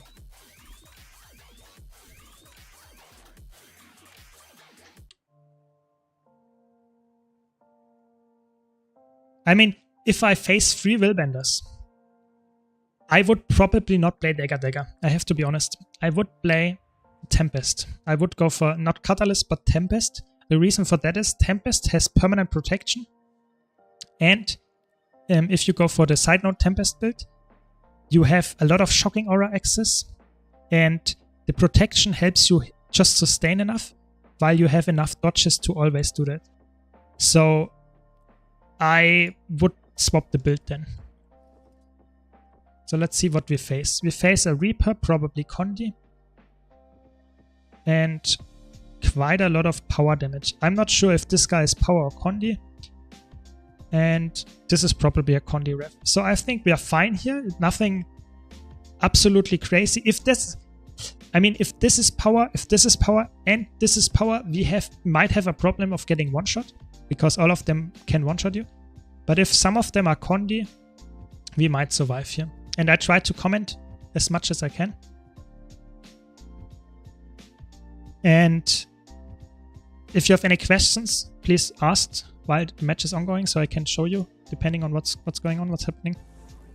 I'm not completely sure about the last utility slot. There's other options. You could go for Signet of Air, but I really think Invigorating Air is such an overloaded skill nowadays. You get a break stun, you get endurance instantly, and you get super speed. But also you get endurance regen for the next 5 seconds. So it's so many things in one skill. I really like that nowadays. And I think Elementalist has so much build diversity. I think that's really cool. I'm really happy about that. But let's see how this match goes. So we have an interesting team comp. I hope this guy is, I don't know, it's probably, it's a Hammer Guardian. Okay, so here I go now for just the side note, because no one else from my team goes there. Typically you either go far or close because you're a side noting build. Of course you have to be a bit aware. For example, if you know that the enemy team will cross, then you might save your Ride with Lightning and not go fast there, because it's a really good disengage skill and you don't have Lightning Flash. But my team actually gets a kill here already, and we have a fight at mid, so I can now either push far or mid. I think my team needs help mid. There are 3 people here, so I try to help my teammate, and with peeling the enemy team, doing some CSD, and trying to just... it's a Condi ref, okay, like I expected. And just try to damage this guy because he's dead after the block for sure. And we try to maybe just push far at this point, because we have won the mid fight, I would say. And now we just push far to make sure that we get the map control back, because our team is hard overcommitting at mid. And you don't want to be in a team fight. You are really a side-noting build. You can play 2v2s quite well, but other than that, team fighting is not really your strength because you might get one-shot because you are just too squishy to deal with all the damage that might just passively occur in AoEs and stuff. So maybe we can get a 1-on-1, that would be a dream, but it doesn't look like it, so we have to push in here. Okay, this guy is a really good target. Okay, I think we have him. Yeah, very good. This guy's also dead. Now I go for the decap here. Or the contest at least.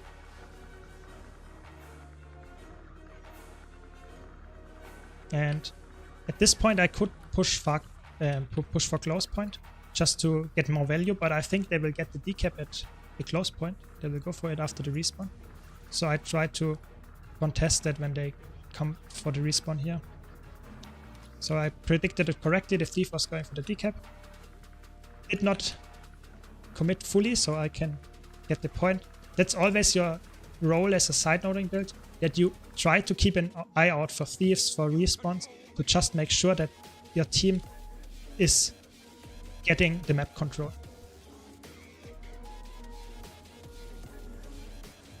So always land your burst skills, just nothing crazy. This build plays itself if you know what your skills do, and just played it for a while.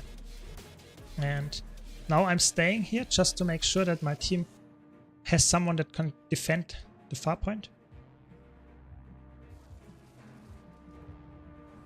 He will now engage with the Shiro pod in a second.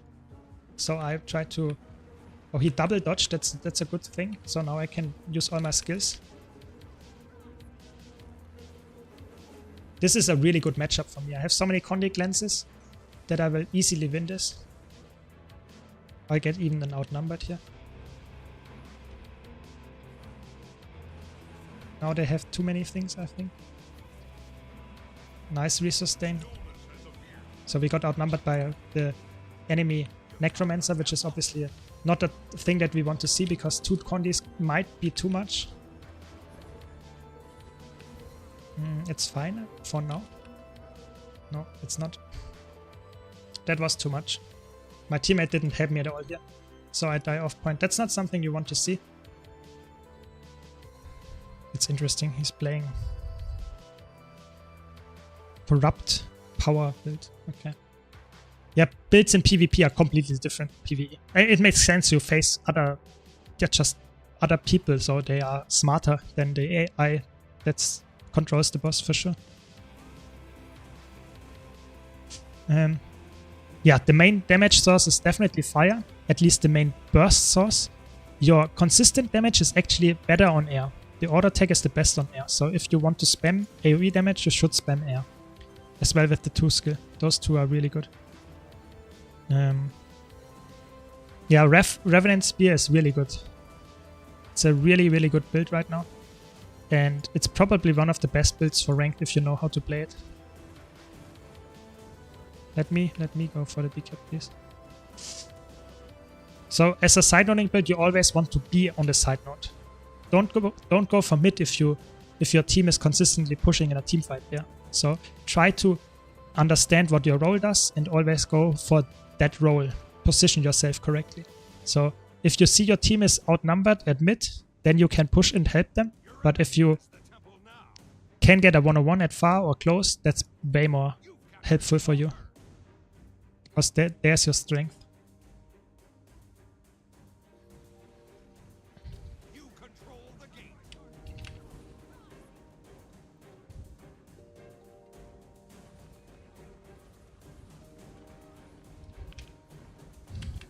And always try to, of course, land your CC skills. That's actually not resible for me against this. And of course try to kite as well. Like I'm quite pressured because there are potentially 2 people here. Can't get the decap contest here.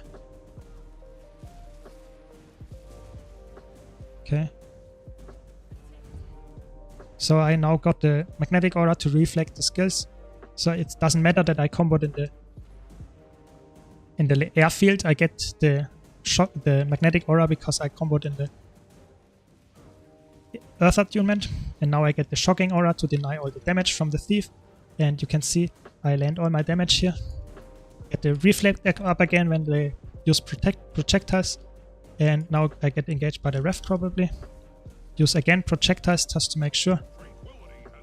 Projectile reflects. And nice, I dodged it with my burning speed. Burning speed is also an evade, so it can be quite useful in that sense as well. So now they used their skills, so they will not dodge. I will cast my skills again. They have so many defensive tools, so this is a really strong build. Condi ref. Always try to combo to get your procs with the auras and remove the conditions, because they have so many condis they apply passively. And at this point, I think I have him.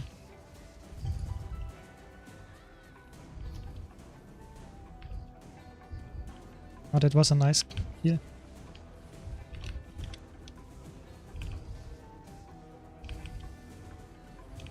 Oh, the condis are really annoying.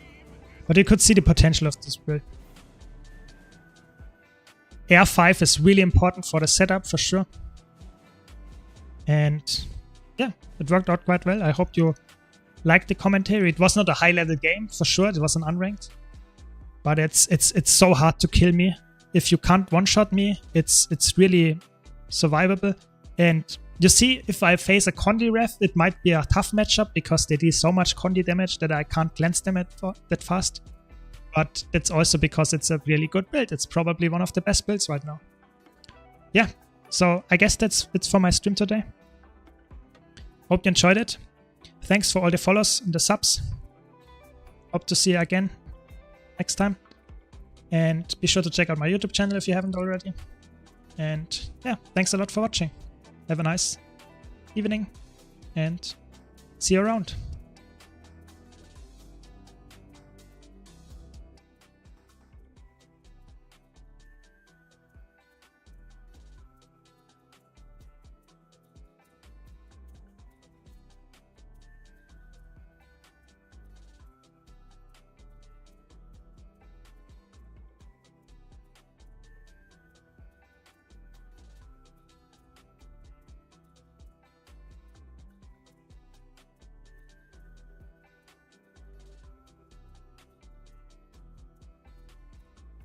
If we fight them again.